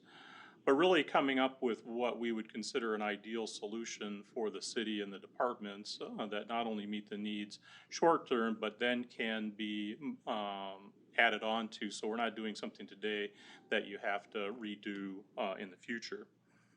The condition assessment really is going to focus on the physical condition, exterior envelope, finishes, accessibility, some of those nuts and bolts, mechanical systems, electrical systems, and really kind of give you a sense as far as what those reinvestments should be as we look at either replacement or upgrades so that you can continue to maintain your facilities well into the future. So we've kind of looked at establishing a core planning group that includes many of the department heads that we've been meeting with. That core planning group really will help us kind of guide the process as we meet with each individual department. So once we get all these surveys back, our intent is to come out for a couple of days and really meet individually with each department so that they can give us kind of their own interpretation of what operationally either works well or doesn't work well.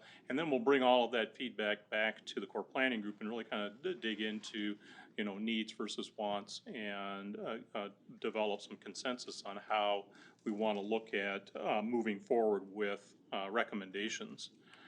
So our scope of work really is to identify current facility conditions and deficiencies, and these are some of the categories that we'll look at.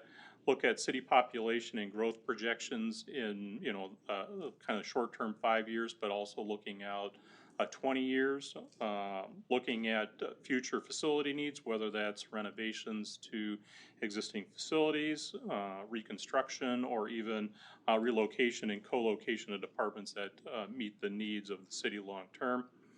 We'll develop some space needs. We've been starting some conversations around standardization of what offices and workstations and conference rooms, some of those types of things might be. And what that'll ultimately allow us to do is put together just a numerical program of here is the sum total of what your needs are, and then we can take that and look at what your existing resources are and how they might better serve each of these buildings.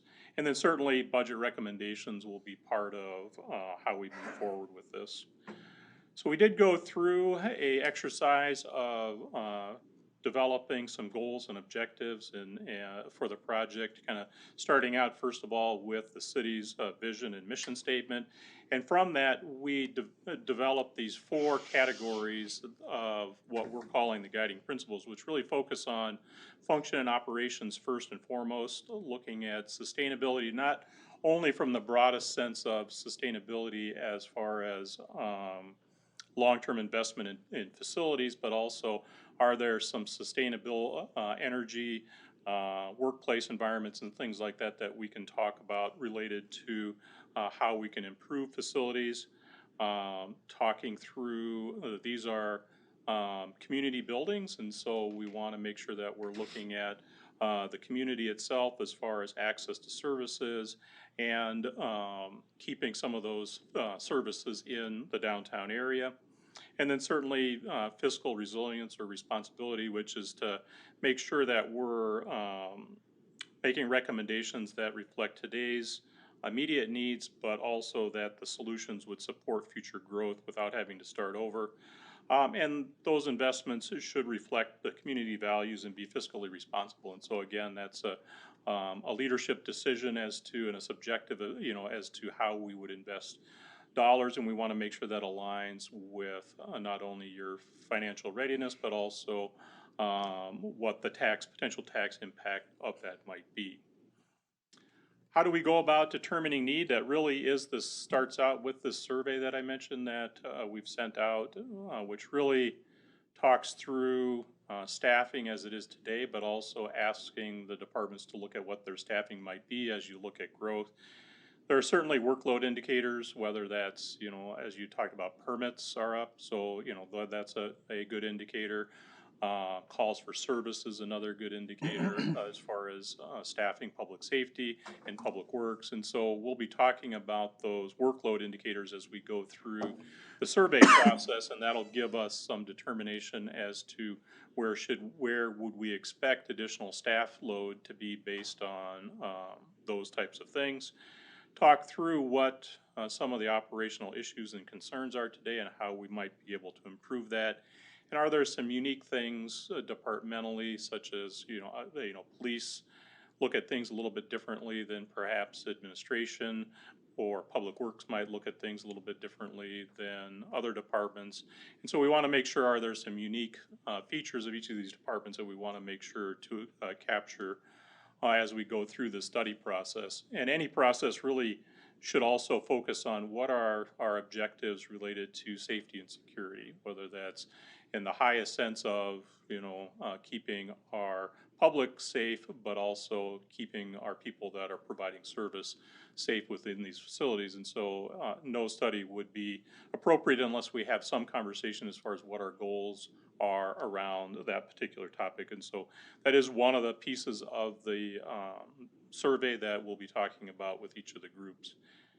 And then from that, that'll allow us to put together a program of need, which will talk about how your current utilization is today and what that utilization would be in the future, applying sort of that industry standard that I had talked about as far as space standards go. It's a very great way to kind of assess as to, are your buildings today able to support operations into the future, and what changes we might be considering as we move forward. So I know it's a lot of information, but from a schedule side of things, as I said, we're in this core planning process right now. Certainly any feedback from council would be appreciated. We can certainly add, information to and bring stuff back to the core planning group. We're going to continue going through and surveying the departments, for the rest of this month. Summer's always a challenge sometimes with, vacations and stuff, so we're somewhat flexible as far as when some of these meetings might occur, but we really want to start digging into some concepts around planning for the future as we get into August and September. And I think that would probably be a good opportunity to come back and give council an update on where we're at, what we have heard, what our initial thoughts are on what we saw, and answer any additional questions, that we don't just come back at the end of this in October with here's what our recommendations are. So we'd like to engage with council along the way to make sure that we have a final product that meets your needs and your expectations into the future. So with that, I would certainly entertain any questions or go back to Can you go back to that slide? Sure. That one. So when you say planning concepts, what does that mean? Does that mean like some schematics of ideas, or high level, diagrams that would show what each of the buildings, the current utilization of the buildings, and then some diagrams of how the buildings could be adapted or added onto or renovated or reconstructed to meet your long-term goals. Okay. Mm-hmm. So if a building was, let's say, not landlocked or something that it was not able to build on, will you come up with ideas on what uses we might be able to sell that property if we were to have to move public works to another? That's probably a little bit beyond our scope as far as the real estate analysis of what you might be able to do with it. Yeah. Certainly we would make recommendations related to size of potential properties that you might either have or need to look for in order to accommodate needs, so that you could be prepared to, like, say a recommendation is to build something new XYZ, we would say it's gonna be, you would need to have a facility that is this square footage, and here's how much space, land it would take in order to accomplish that. But as far as disposition of existing city facilities, certainly one of the things that we've done in the past is say, okay, this particular facility has this assessed or appraised value, so that would be something that would be beneficial to the city to offset some cost. But as to what its ultimate use as that property would be, that's probably more of a developer-based dialogue. Okay. I was just thinking. That for- answers your question. It does. I like this building here. You know, we've talked about maybe looking at a new city hall. Well, Yep. does this allow for either another department to expand into, or do we have to bulldoze it and sell it to a developer? And that would be part of our scope, is to say, okay, if we are, let's use your example of, we're gonna make a recommendation of rebuilding City Hall. We would have part of the study would say, okay, the City Hall would need to be this size. We would need this much square footage and land to be able to do that. And here is how City Hall could be repurposed for other city use. Okay. Or sold off as an asset. Okay. You mentioned surveys, and I understand the surveys that you've shown are really internal for department heads, I understand, or is Yes, that what they're correct. for? Okay. Yep. And then the city, in your circle diagram of collection of data, I think you, as city council, this is meant to be our opportunity to participate? Is it? One of a couple, yes. Okay. And then, I don't know what's been discussed or not, but the aspect of community space, which we really don't really have a Lot of. community space here, so I don't know if that issue has been tossed around or even brought up as you're looking internally, so, but whether we want a community space or not, I guess would be something we'd want Sure. to tell you. Yeah. And so you have it in your cake mix here, what you're making. So just so that doesn't get lost. Yeah, that's great. And I don't know what that means, if it means just a Big a meeting. meeting room or a 50-seat room or whatever. But we really don't have that right now. And that, to answer your question directly, that has been brought up in some of Okay. our initial meetings, but we haven't met specifically with, I'm just gonna say city administration or city hall, to kind of talk about beyond the specific needs for offices and workstations, what are some of those other things? To be frank with you, city council, you are users of this facility, and so what makes a good city council chambers? You are those people that use it. You know, it would be great for us to say, you know, one of the conversations is, well, how big does this space need to be?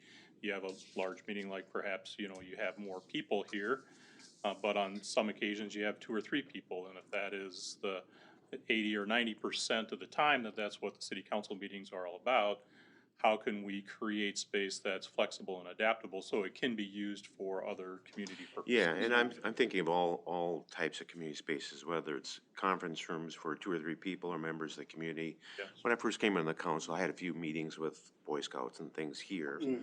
But it was kind of a cumbersome routine to try to, can I use the room at this time, and who's gonna punch the button to get me in it, and that type of thing. So I don't know if we want that or not, but just so it doesn't get lost in it. And That's important. I don't know what the city councils 20 years from now are gonna, they may be more activist-like, so there may be more needs for some of these types of things. And staff themselves might want a space for 2 or 3 people to meet outside their office or whatever. But part of the, and this maybe goes without saying, but part of the reason I'm hoping that we have you is that it seems like a lot of things you're talking about are internally generated information, which is great. We need that input from our staff. But a part of what I'm hoping is that we're getting a balanced information of what the industry things you're talking about. I don't know what a city council or city government should operate 15 years from now, but I'm hoping you're going to give us some input on what space needs do we really need.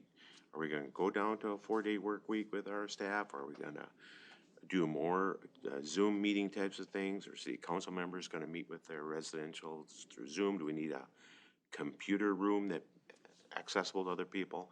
Those are the things I'm hoping that you are going to either contribute to the mix instead of just the internal thing. Because I hope we're not, I'm not trying to belittle the value of the internal because it's very important, but I want something to balance that with too.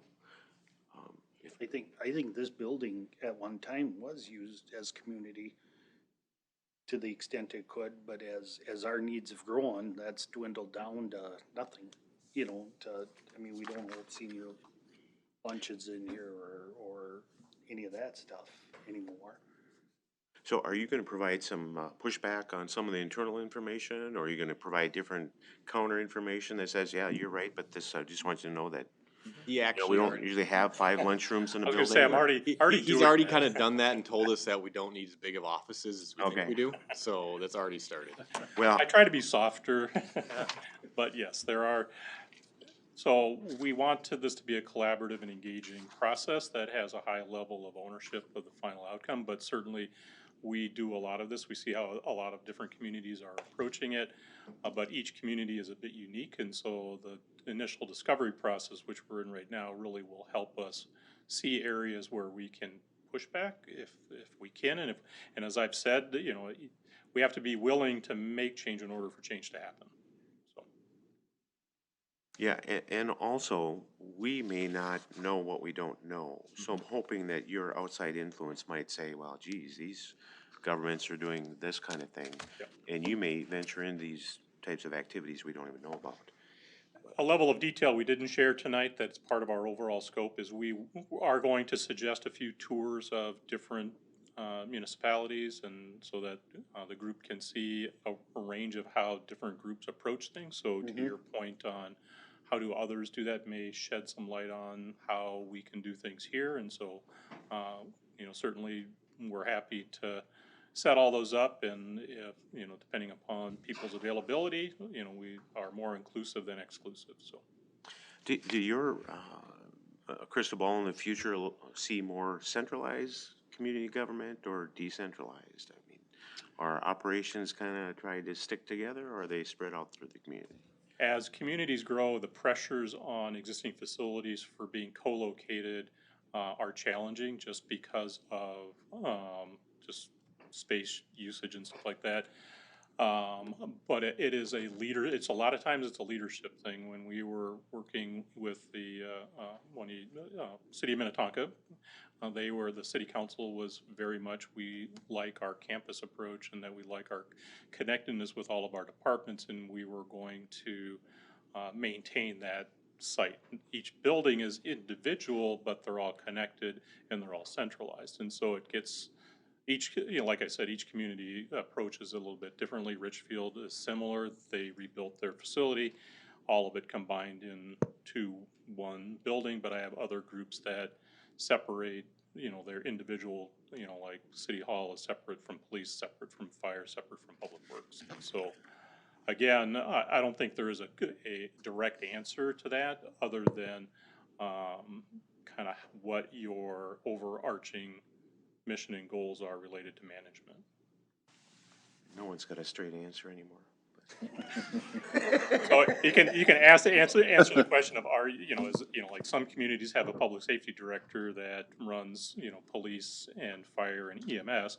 Other communities have a police chief, a fire chief, etc. So again, you know, so how your management structure is set up will sometimes drive some of those decisions. I always think of Savage as the local one, you know, they have their city halls, police, I mean, they're all connected, but then they built a big enough campus to have a post office, library, and a fire station all located on that. Granted, the post office is full service anymore, but, ideally, the solutions should be flexible enough so as different leadership and management styles and structures come along that the buildings can change in order to.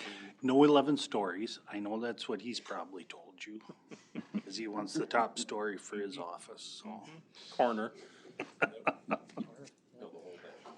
Thank you. One question that I had, You know, I noticed in your, what you looked through, and you had ADA accessibility, but what about OSHA requirements? Do you take that into effect or into account also? I'm kind of thinking more, I know that fire has it now, but like the police department, they don't have a locker room, male or female, or just, you know, no showers, no, and, you know, times have changed since I used to do that and go home with blood on my uniform and stuff like that, so. We tend to stay with the, state, what the state code is all about, which usually encompasses all of that type of stuff.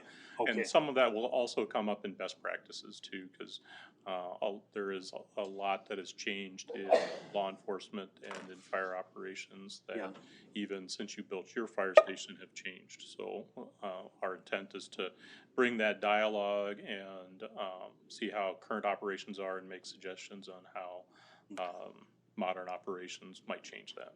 Okay, perfect. Yeah. And again, we enjoy collaboration, so along the way, we would enjoy keeping the council updated on where we're at. Cool. That's all I have for you Thank tonight. you. No decisions to be made. Thanks just for information. staying through all the course. stuff. I like to see how things operate, so. Yeah. Now I know what I'm gonna name that book I'm gonna write. Yeah. Blood on my uniform. Yeah, well, I mean, and I'm talking about from accidents and stuff like that. I better clarify that, but. Enjoy the rest of your evening. Thank you. Thank Thank you you. very much. Okay, the next item on the agenda is the New Prague Post Office. I think Josh and I have, he wants to bring this to the forefront to kind of help. Yeah, so as I'm sure you're likely aware, there has been a growing vocal sentiment that something needs to happen to our post office here in town. It did get to a point where the mayor and I did have a scheduled meeting with Representative Craig to kind of bring our position to her, hopefully, so that maybe she can apply some pressure federally to federally, since the post office is a federal unit. That meeting back in April actually got canceled due to COVID. And it was about a week ago now, I was finally able to get a hold of her staff again. And we have a tentative date set up for August 18th to discuss. But in the meantime, I did sit down with a few members of the public who have kind of trying to been organized, but not really, they're kind of operating separately. And they were wondering if the city could kind of get more involved in this whole process, even to the point of just creating a committee that allowed citizens to be on it and share information and that sort of thing. So I did include the materials that those community members did give to me. They're in the packet. They're stapled to the memo, talking about kind of what they've been able to do so far and some questions they potentially have. And so I guess my question to you tonight is, how involved would you like the city to be in this potential process of trying to get something done with the post office? Very. We've had petitions and everything else. Well, when Ken was showing me the fire maps from 1920, we found out that the post office has been in that location for over 100 years. So. Probably not the same building, but same location. Your same location, yeah, don't know about the same building. I would imagine that it's been updated a couple times, but in all fairness to the people in the community, you know, it is a need. There's bad parking now, and I just need a little help. I've been trying to spearhead this myself, and I just can't do it all sometimes with emails. I'm not always able to respond to them timely and stuff, so right now it'd just be just to try and find out that one person that we can contact. And I've heard now in the last couple of weeks that somebody was at a wedding in Olivia with somebody that's A higher regional director. or regional something. director at the post office, and they found out that these people were from New Prague, and the guy said, yeah, New Prague's on our list, but that's all we've been hearing is New Prague's on the list, and want to be able to help pin it down a little bit more, so. Well, I've had a couple meetings with a few of these people, and they're, understand their feelings about it, so I support our involvement, but I, like Dwayne is saying, my opinion is that we still need to find that right contact person. There's been a lot of discussion with different people, but never the right people that have authority to Make a commitment or at least to steer us to the right person. And that's where, so my last conversations with a representative from Congresswoman Craig's office was that we'd like the post office involved in this meeting as well. And they said, while we can't force them to be there by any means, we'll definitely extend an invitation. But one of my personal tasks at this point is to try to figure out who to talk to. I know that I've talked to a few people that have said the postmaster here in town, doesn't want to talk about something like this because they don't have control over it or whatnot, but maybe I want to talk who's above that person, or who's above, like, how high up can I go where it still makes sense that they even know where New Prague is at, and Stop at the White House. Well, I think that's the goal of the Angie Craig meeting, is for her hopefully to find the right, yes. to make the right, find out who do we contact and get a meeting with. yeah, so that meeting is looking to take place mid-August, August 18th, I believe, is when we're looking to have that meeting, assuming it all goes well again. Yep. Did we ever find out how long that lease was at that building that the post office signed? No. It is a few years, I think. Okay. We did do some research on that, and the company, it's a stock, I think it's a publicly held company, and they have arrangements with probably 200 or 300 locations like this throughout the United States. There's probably 6 or 7 throughout Minnesota also.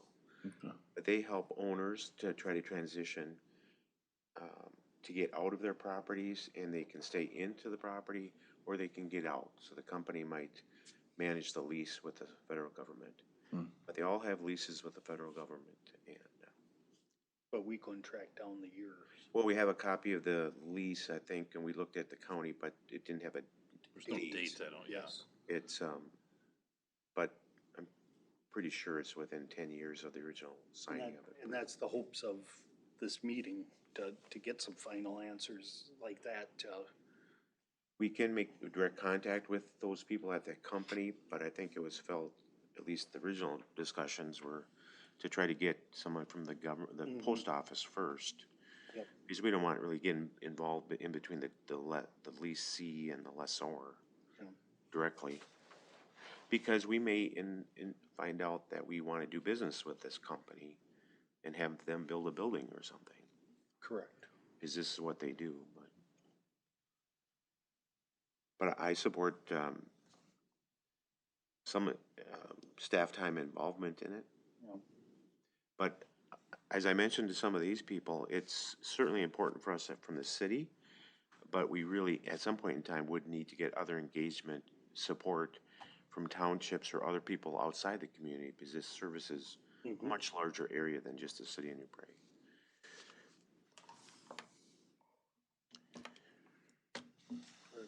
Okay. Well, yeah, I mean, if it's the council's desire, we can definitely spend more staff time. I'm always leery about spending time on stuff. We've got a whole pile of other things of what things we should and shouldn't get involved in, so.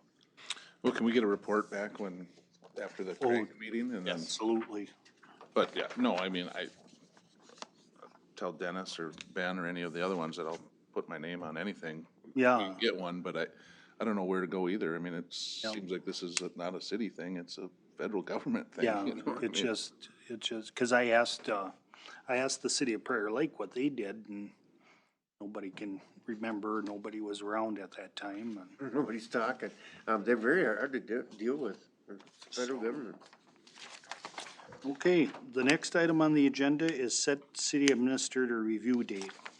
So, I just wanna make it known that, if it doesn't work out, we gotta do it before the end of August, because then we get a freebie on looking for a new administrator. He speaks truth, so.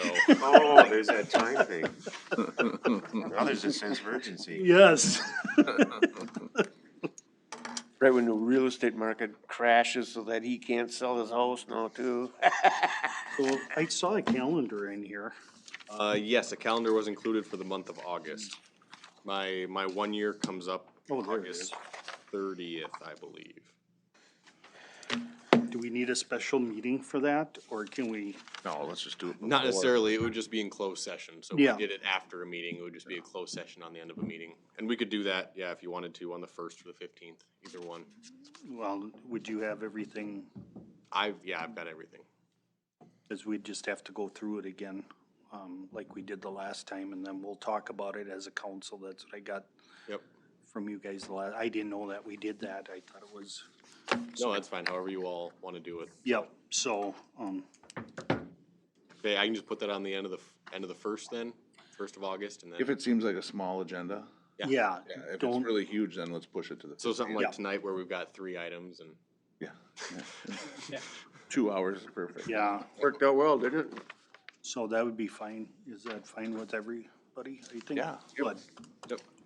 All right, The only other one then, I guess I can wait till. No, the go 20th ahead. too. I was gonna say, while we've got a calendar in front of us, first budget meeting, we've been working on it internally. And I can see you guys are all real excited about that from the looks on your faces. I know talking with Robin, she said if we could do anything after August 15th, that, we should be ready to go from her standpoint, so. Man, August seems early, doesn't it? Didn't we always God, just start in we just September? did this, I, yeah. I'm pretty sure it's 3 months earlier than last year, so you're not crazy.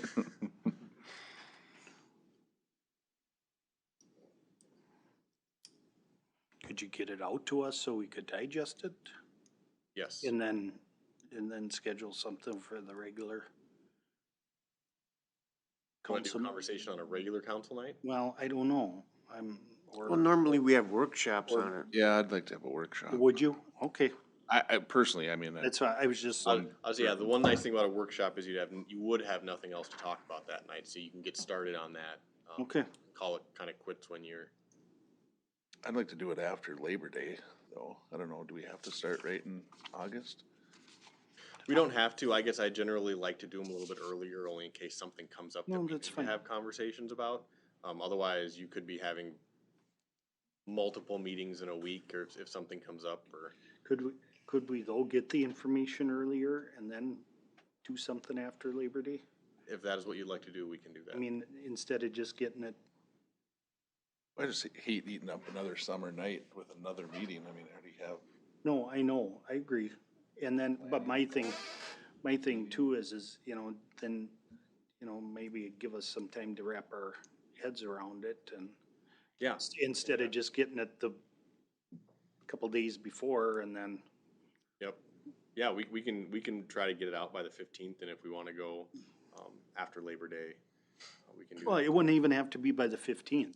If it come out sometime in those, a week before. Yep. The 29th even, just, so we have a chance to look at it and, Yeah, we can do that. versus getting it all dropped onto us on a night and then have questions that probably we could have answered or something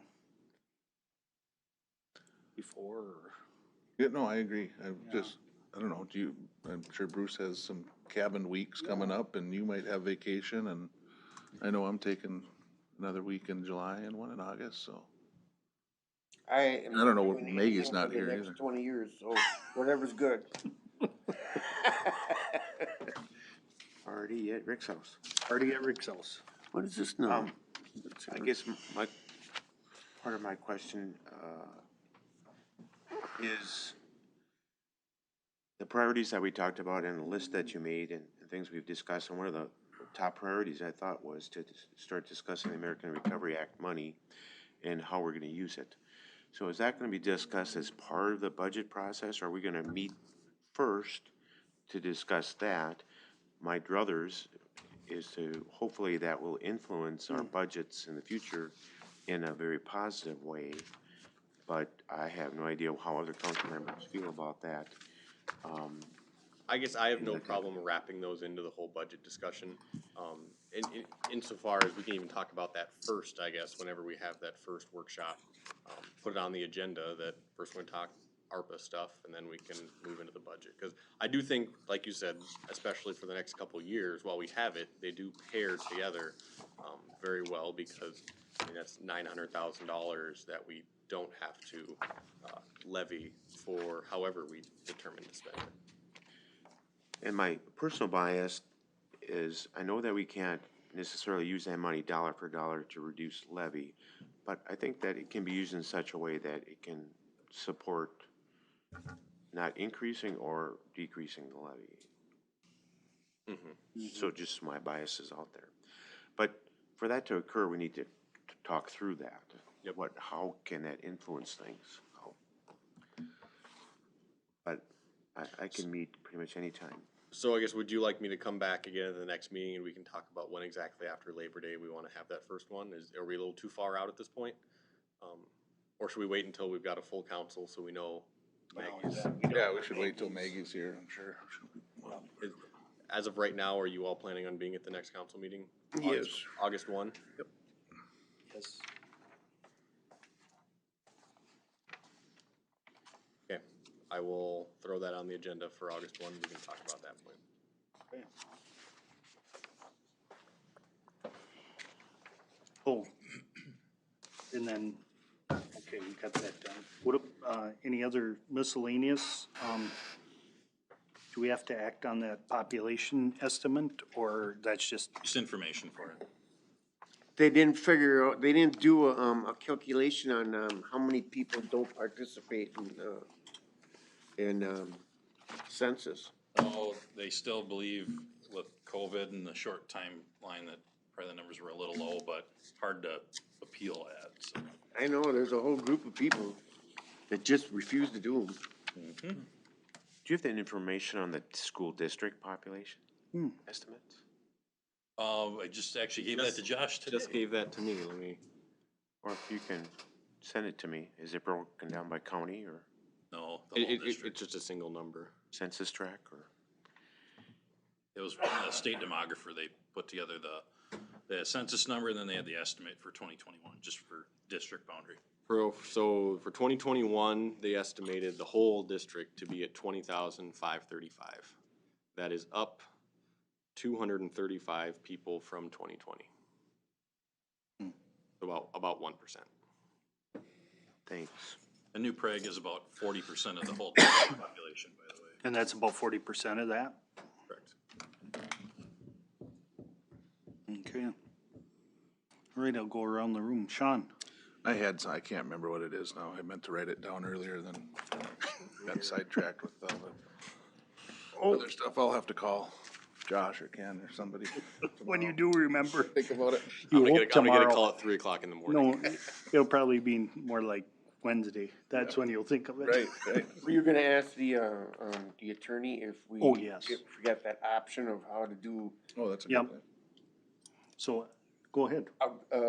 the question was, if a committee doesn't have enough people to show up, can we have two elected officials on it?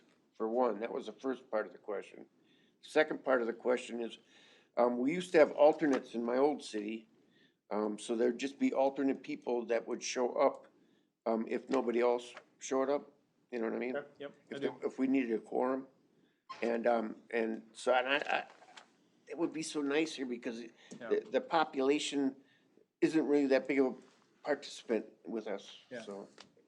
Okay, I'll give you the typical attorney answer. It depends, and it depends on what committee it is, because if it's an EDA or a utility commission, those all have specific requirements there. But if it's any committee you've created, you control and can put however many people you want on there. I've heard the idea of having alternates. I've never experienced or used that because you really have, additional voting members that are there. The statute allows for that in certain circumstances for a council, but then there has to be a disability declared or somebody's absent. So I would tell you, I don't think it's a good idea to have the alternates. That's not typically how it goes. But if it's a committee you control totally, whatever it is, a park and rec, something like that, unless we've got ordinances where we've put a specific item in there and we've got to change it, yeah, you can have more than whatever you want on there. It's up to you four or you five. This would be Make- planning. Yeah, planning. Yeah, if it's planning, didn't we talk about We this a talked little about bit? this, yeah. Mhm. I think Savage has alternates on their planning and zoning. Yeah, I don't know how they do it. I'll be honest, I don't.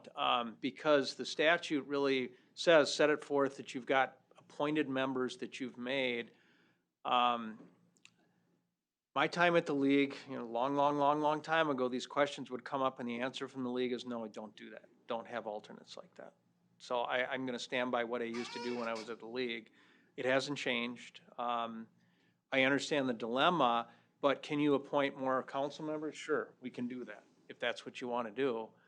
That's with any committee. There's an argument you could make the planning commission the council as well. There are cities that have that. That's what they do. Kind of like we do with our, housing. Yes, your EDA, or in this case, it's HRA. HRA, sorry, HRA, not EDA, but yes, HRA, yes, exactly. Frankly, you could do it with the EDA as well. There are a number of communities that have the councilors that EDA had as well with HRA powers as well. All of them are combined in the council. Yeah, this one was for planning and, Yeah. Yeah. if we've got now, somebody say that we've got people applying? There's people that have showed interest. I know I Correct. talked to Ken. I've had a couple people that have talked to me Yeah, we have- about it. 2 open seats, and I know we had at least 1 application in, was my understanding, but I don't know if we've got the second one in and Yeah, then can kind of move it back into your court for interviewing and. There you go, and then, if it doesn't work out, then just appoint me to the committee, to the planning, and that eats Well, up one seat So, right there. regarding the planning commission, the zoning ordinance actually says it can be no more than 2. It actually does say that right now. No more than Scott 2 wanted elected to- officials? Scott wanted, from the council, Scott wanted to actually change some language in there. I Yeah. forget what the word was that was an issue, but, Yeah. the city code is what did not match that, and that's what would need to be amended. So we'd amend that, but again, it's up to you. If you say do that, we'll figure out how to do it. And again, like I said, I can think of at least 3 smaller communities where the council acts as the planning commission. They say, well, look, we've got 5 members here, let's have them also be the planning commission as well. You wear a different hat when you have public hearings, you do it when you're doing variances, things like that, much like you do with the HRA, because you wear a different hat when you do the HRA. so, when you say, I know that, that's the hard part, but yes, we've made it work. Yeah. when you say city code, you're talking about the enabling resolutions, right? Or the enabling It's ordinances the- or Yeah, it's the whatever? ordinance that sets up the planning commission and planning and Okay. zoning and all that, yes. Okay, now we know. Now we know. I know. Perfect. No, Take care of it. If there's gonna be 1 seat open, then just put me in it. It's up to you guys. It's, if you got people applying, Yeah, I mean, I think if we had a directive from council to say, hey, let's write the language in there that allows for us to place somebody in the event that we are unable to, seat, we would just need the directive from council at this point. I would ask for a motion and a vote, that way we can officially, that we can. but then it would be permanent, wouldn't it? Well, so that's where I wonder if we could, that'd be work with Well, we staff already have to a basically planning craft commission language that allows for up to Okay. 2 So we've members, gotta do should we change be that. unable to find Okay. citizens to fill the seat. Now it's Like, coming there's- back. there's a normal seated Oh, I number, see. and then an up to 2 if we have an open seat. Because, So you're just talking about the circumstance where you don't have enough people applying for the Correct. position? Right, Okay, you're not talking about the lack of quorum issue that happened this last time? well, Correct, that- well, it sort of happened because we didn't have enough people. We're down to 3, and then if one of us can't make it, then we're. Right, but the alternate idea would have helped the quorum idea correct. problem. Yes. Because I thought it was unfortunate that we're running to the last day in the last 60 days to make a decision. And that was because of lack of quorum, right? And- Well, that was part of the reason why it got pushed back, but then actually I was at the request of the, church to Okay, have it be the night he couldn't attend on The July 5th. previous night that you would have Yeah. discussed it, yes. so you could have called another planning and zoning meeting when the quorum wasn't held. We did do that. We did. We had a did do special that. meeting. Oh, you did? Yeah. Like week later or something? Yep. 2 weeks Okay. later, yeah. Yes, we technically didn't lose any time, Oh, okay. council meeting wise, or we didn't. Cause I remember years ago on the utility commission, we changed it because the mayor at the time wanted Yes, 2 council member, well, he wanted to be on it. yeah. And we had to change that. Yeah, you went through all your boards and commissions, what, 4 or 5 years ago or so? I And that can't might have changed, yeah. Yeah, we've tried to look at a lot of those, but, I mean, the issue of this coming up where you can't get people to appoint to the planning commission didn't come up at that point in time. It was more making them synchronized amongst them in your review process and how you treated it and dealt with it. That's what you dealt with at that point. Yeah. But yeah, if you've got an issue with the planning commission, like I said, sure, we can make those modifications to allow another council appointee, or the council sits as the planning commission. And Ken raises a good point. Well, how do you sit and, you know, appeal, if there's an appeal on a variance from the planning commission to the council and you're wearing the same hat? But the reality is, courts have said that's okay. It's not perfect, but they've said it's okay. I mean, you look at it in a different context as a council member versus planning commission, where those cities have those, dual purpose boards. I don't support that idea, but. No, I get it, and I think a city of this size should not go that way, so that's my opinion as well. I think you should have an independent planning commission as well. So let's figure out another solution, but if you're appointing 3 council members there, why not go the other 2? You know, if you get to that Yeah. point, in all honesty. It That's adds all so I much value to me to have, for them to do the public hearing and work Yes. through a lot of those details, so I you agree. don't have to get to it. You want that record built, that it comes to you so you can independently look at it, and Ken's right. You somewhat lose that if you're really wearing the hat, even though courts say you don't. So I get it. Okay. So should we We have just them? need one of your other attorneys to support the alternative idea. I know that. So we just need to get your I director. don't think you're gonna find any because we've talked about it before, but I will do this for you. It's just Bruce. that I know that cities do it because my son is an alternate at Savage, so Yeah, I know no, it's. I being have done. heard that up in another community that one of our attorneys works with them a little bit, so I will talk to them how they think that's sort of working, but he was not in favor of it, I can tell you that. So, but I'll raise it. We have a municipal group every 2 weeks or so. We all get together, and I will throw that question out and see if anybody's doing it or can find an Yeah, authority to do it. the other comment, and I think that might work well for another council person, but I think it's just as likely that it won't work well. Is this, we have so many meetings we go to already, or 2 more, in the future, 2 more council members to be tied into that. I agree. I think it's just in a very unique situation, like It is, we're at. because, yeah, and you can't have good answers coming from a understaffed committee like that, you know?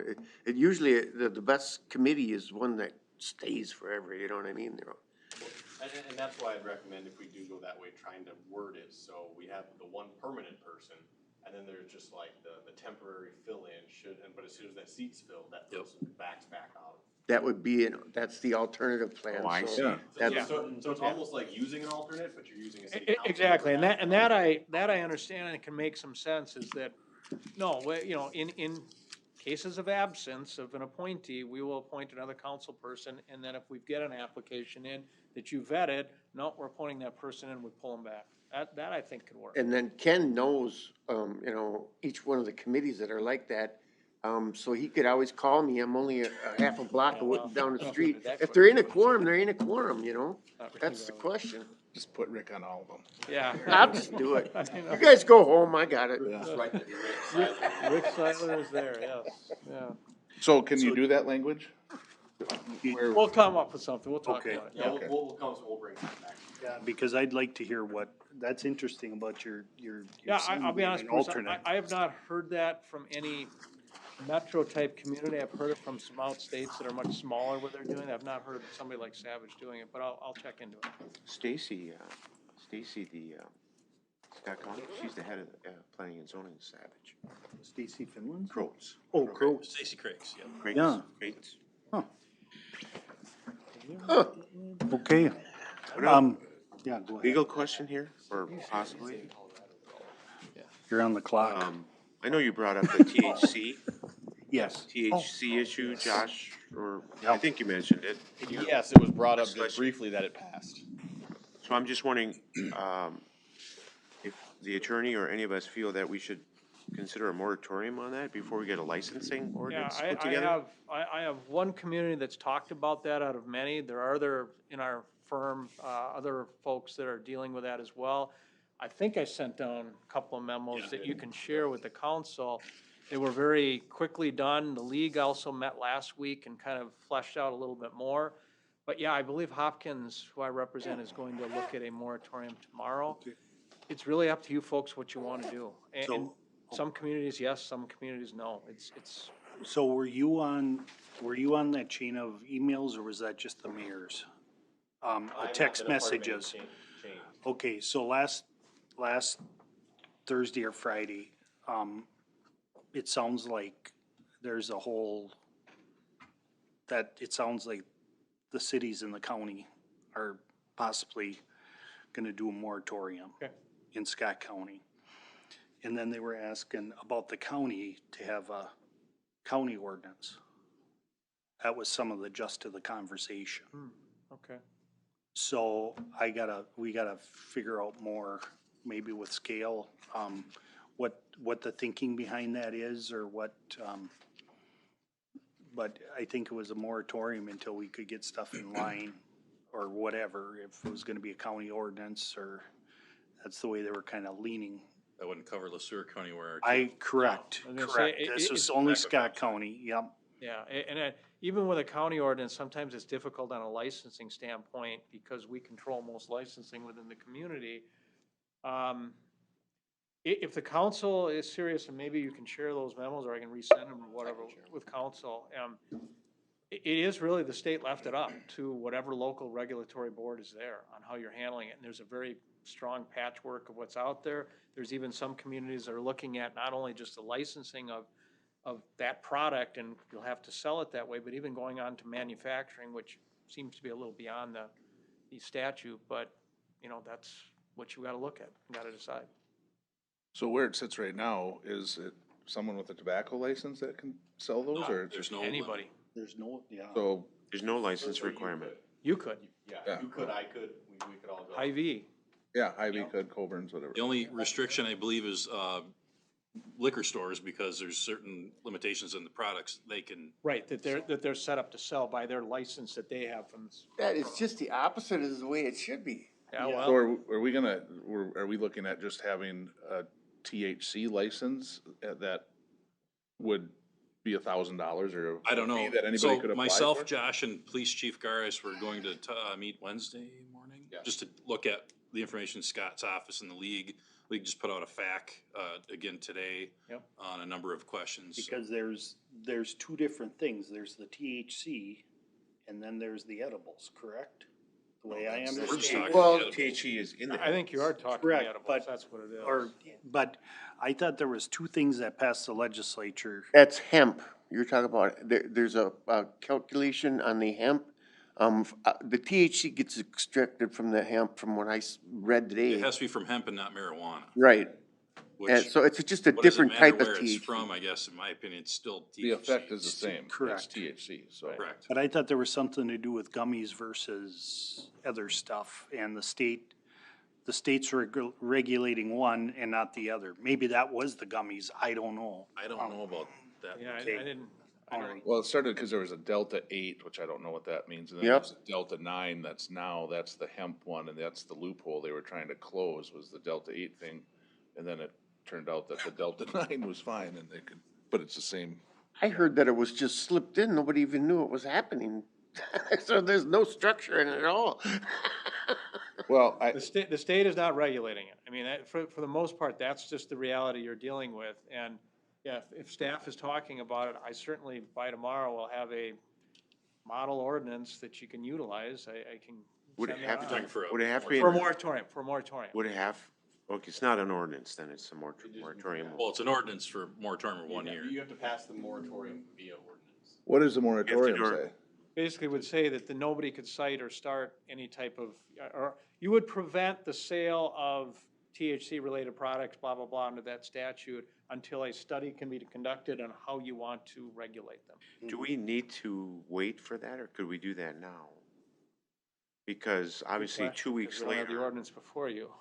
it's It 2 has weeks to be done by later, and ordinance. it's. It does have to be by ordinance. Cause it's, Yeah. I mean, it's already in effect, right? July It 1. has Oh, yeah, already- July 1, as to July July 1 it 1, went if somebody's into effect. and then there's the argument that if somebody's already selling, can you now regulate them back in time? Which I think there is some argument you can. I do believe that's the case.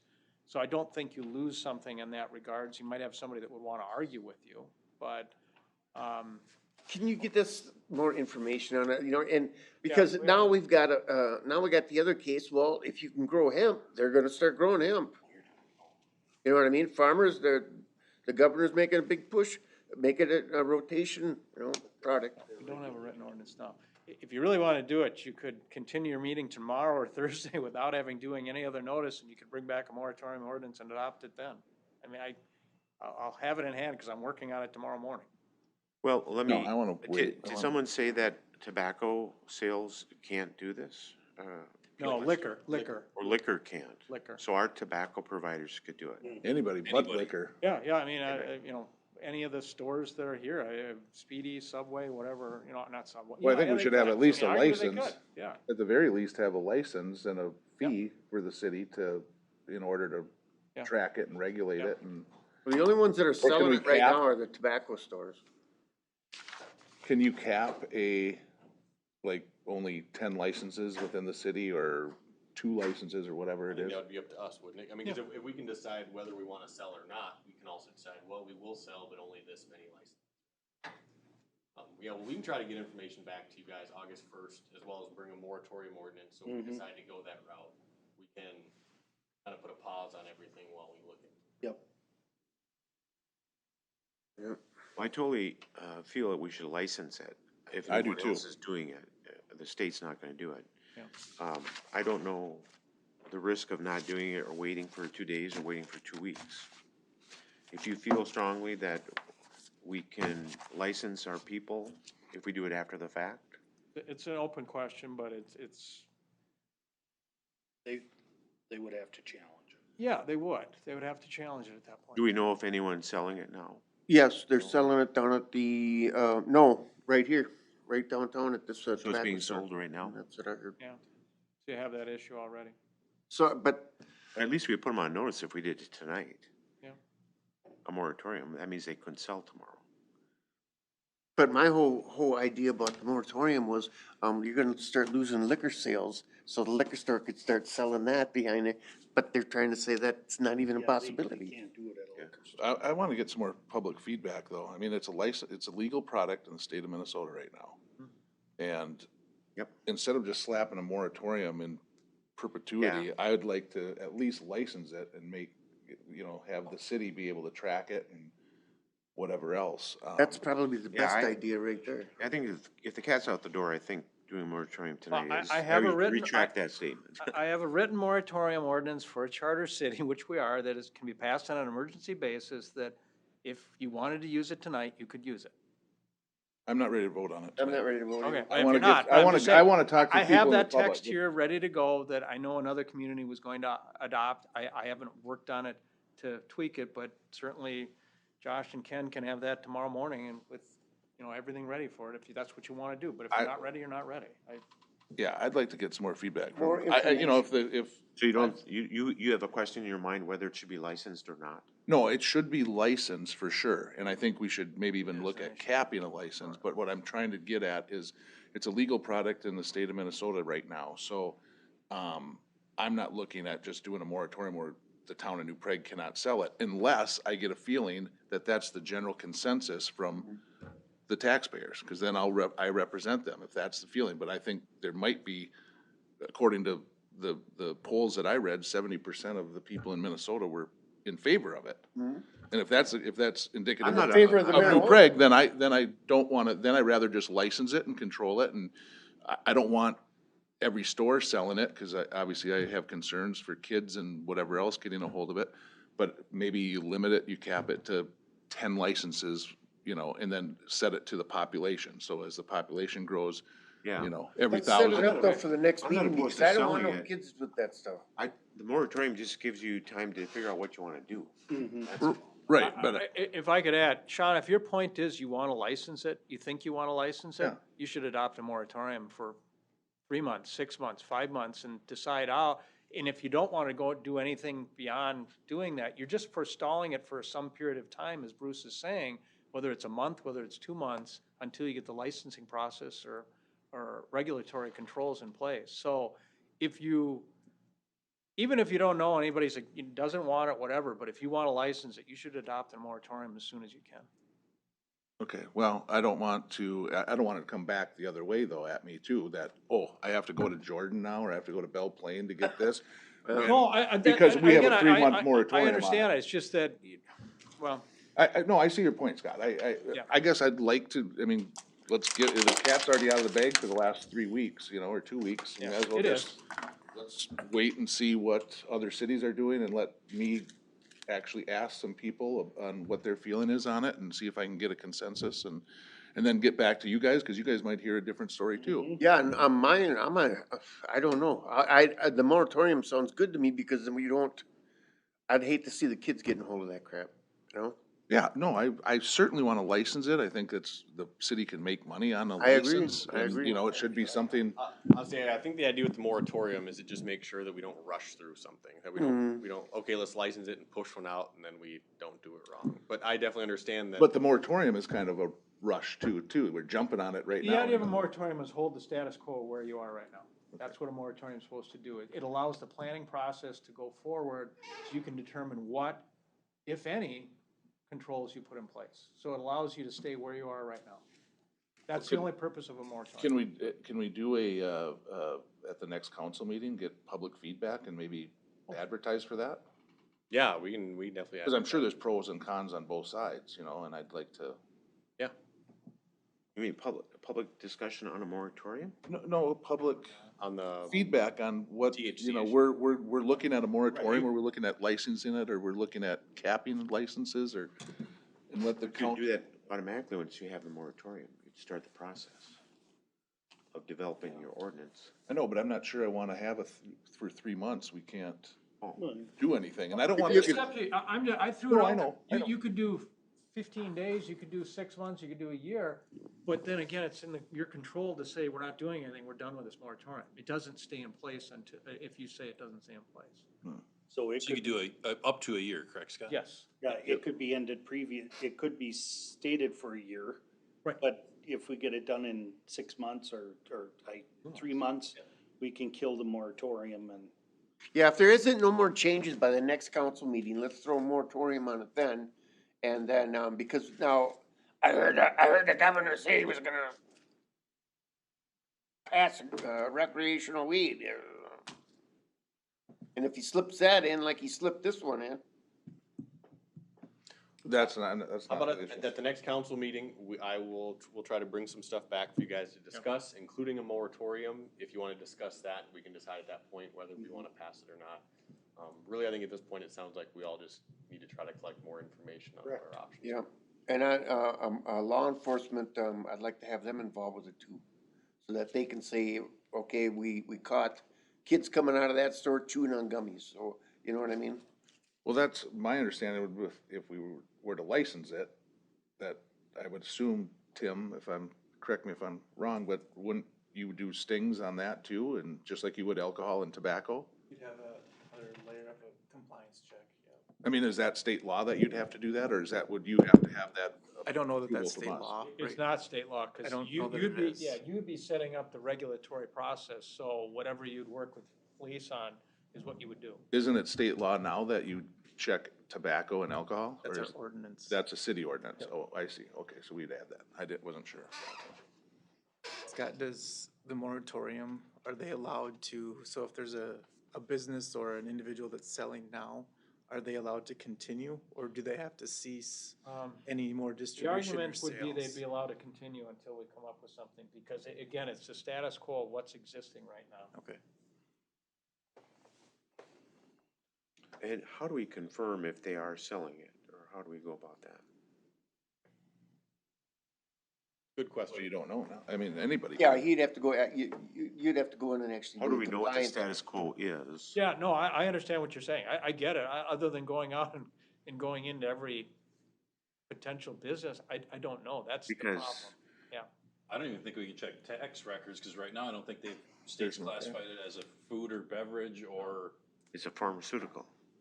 no, I know, but as far as the Department of Revenue, that's still up in the air. How are they collecting Right. tax on it? What? Right. Because everyone in New Prague should sell one tomorrow, so they get grandfathered in then.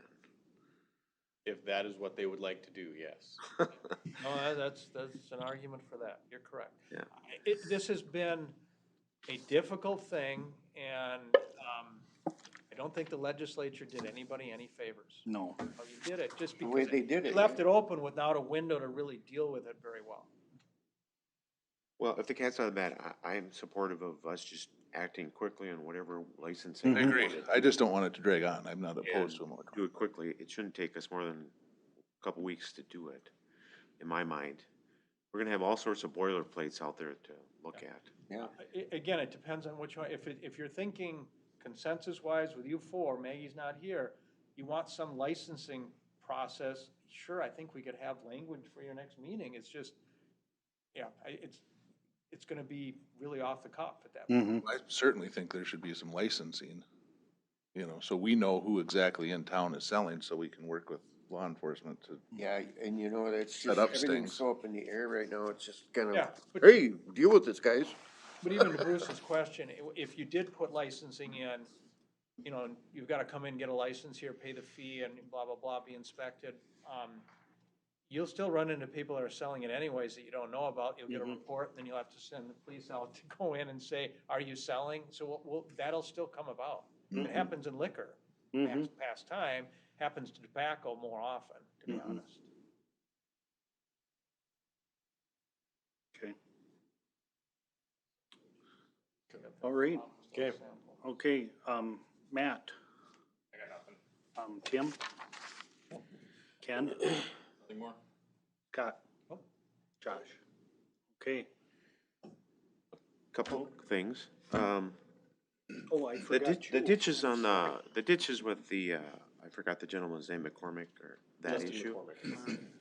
Is it a silly idea to plant wildflowers there instead of grass Yeah, then, that's- so we don't have to cut it? Wrote all 70 properties. No, I'm not sure how many properties are there. Is there 70? There's only like 20, I thought, on 25 that. on his place, but Yeah. you guys instructed now to go back to the old cutting map, which is. I didn't, Matt, I didn't say that. council did. Yeah, Yeah, we did. I didn't though. Majority vote. But majority says you Majority did. of the council vote said we should go back to the old map. No, my question is it silly to think about just planting wildflowers on that area that this gentleman lives on? So You don't have to cut it. in the city code, we do have a natural landscape permit that would allow that to occur. For the city to do it. Yeah, I mean, any Yeah. property in town, what it would entail basically is a certain mix of wildflower or whatever you wanna call it. And some maintenance has to be done to spot spray Right, noxious right. weed, and that would allow that to be over the 12 inches. That's I'm an just throwing avenue. it out there as an alternative to support my idea of cost savings for the city. Sean didn't want to do that, but I understand. But I don't know, you think, you guys might think it's a stupid idea, but I'm just throwing it out I there. don't know what the cost. No, there's prairie grass that only grows yay tall. I mean, there's grasses that only grow so tall. Obviously, it's not important to the homeowners what that looks like. Most of them have fences on that road. And I- That's what I Remember. think too. More and more. They're not even seeing it. So, We Well, would we the- will look at options for what we could possibly do to that.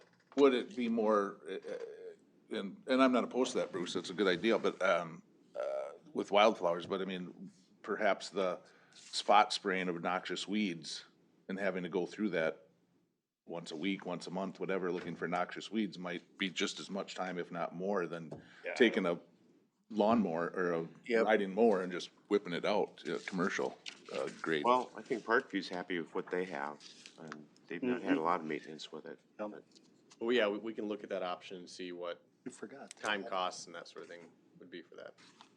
And then the presentation by Wold Architects, can we get a copy of that, or is there ability to put it on a shared drive that we can just look at it? Yeah, I've got that email presentation. I can send it out to you. And you did ask me once about a share drive. That is something that We are looking at, because hopefully as we get into PDF packets and whatnot, we could just put those out there for you guys to access.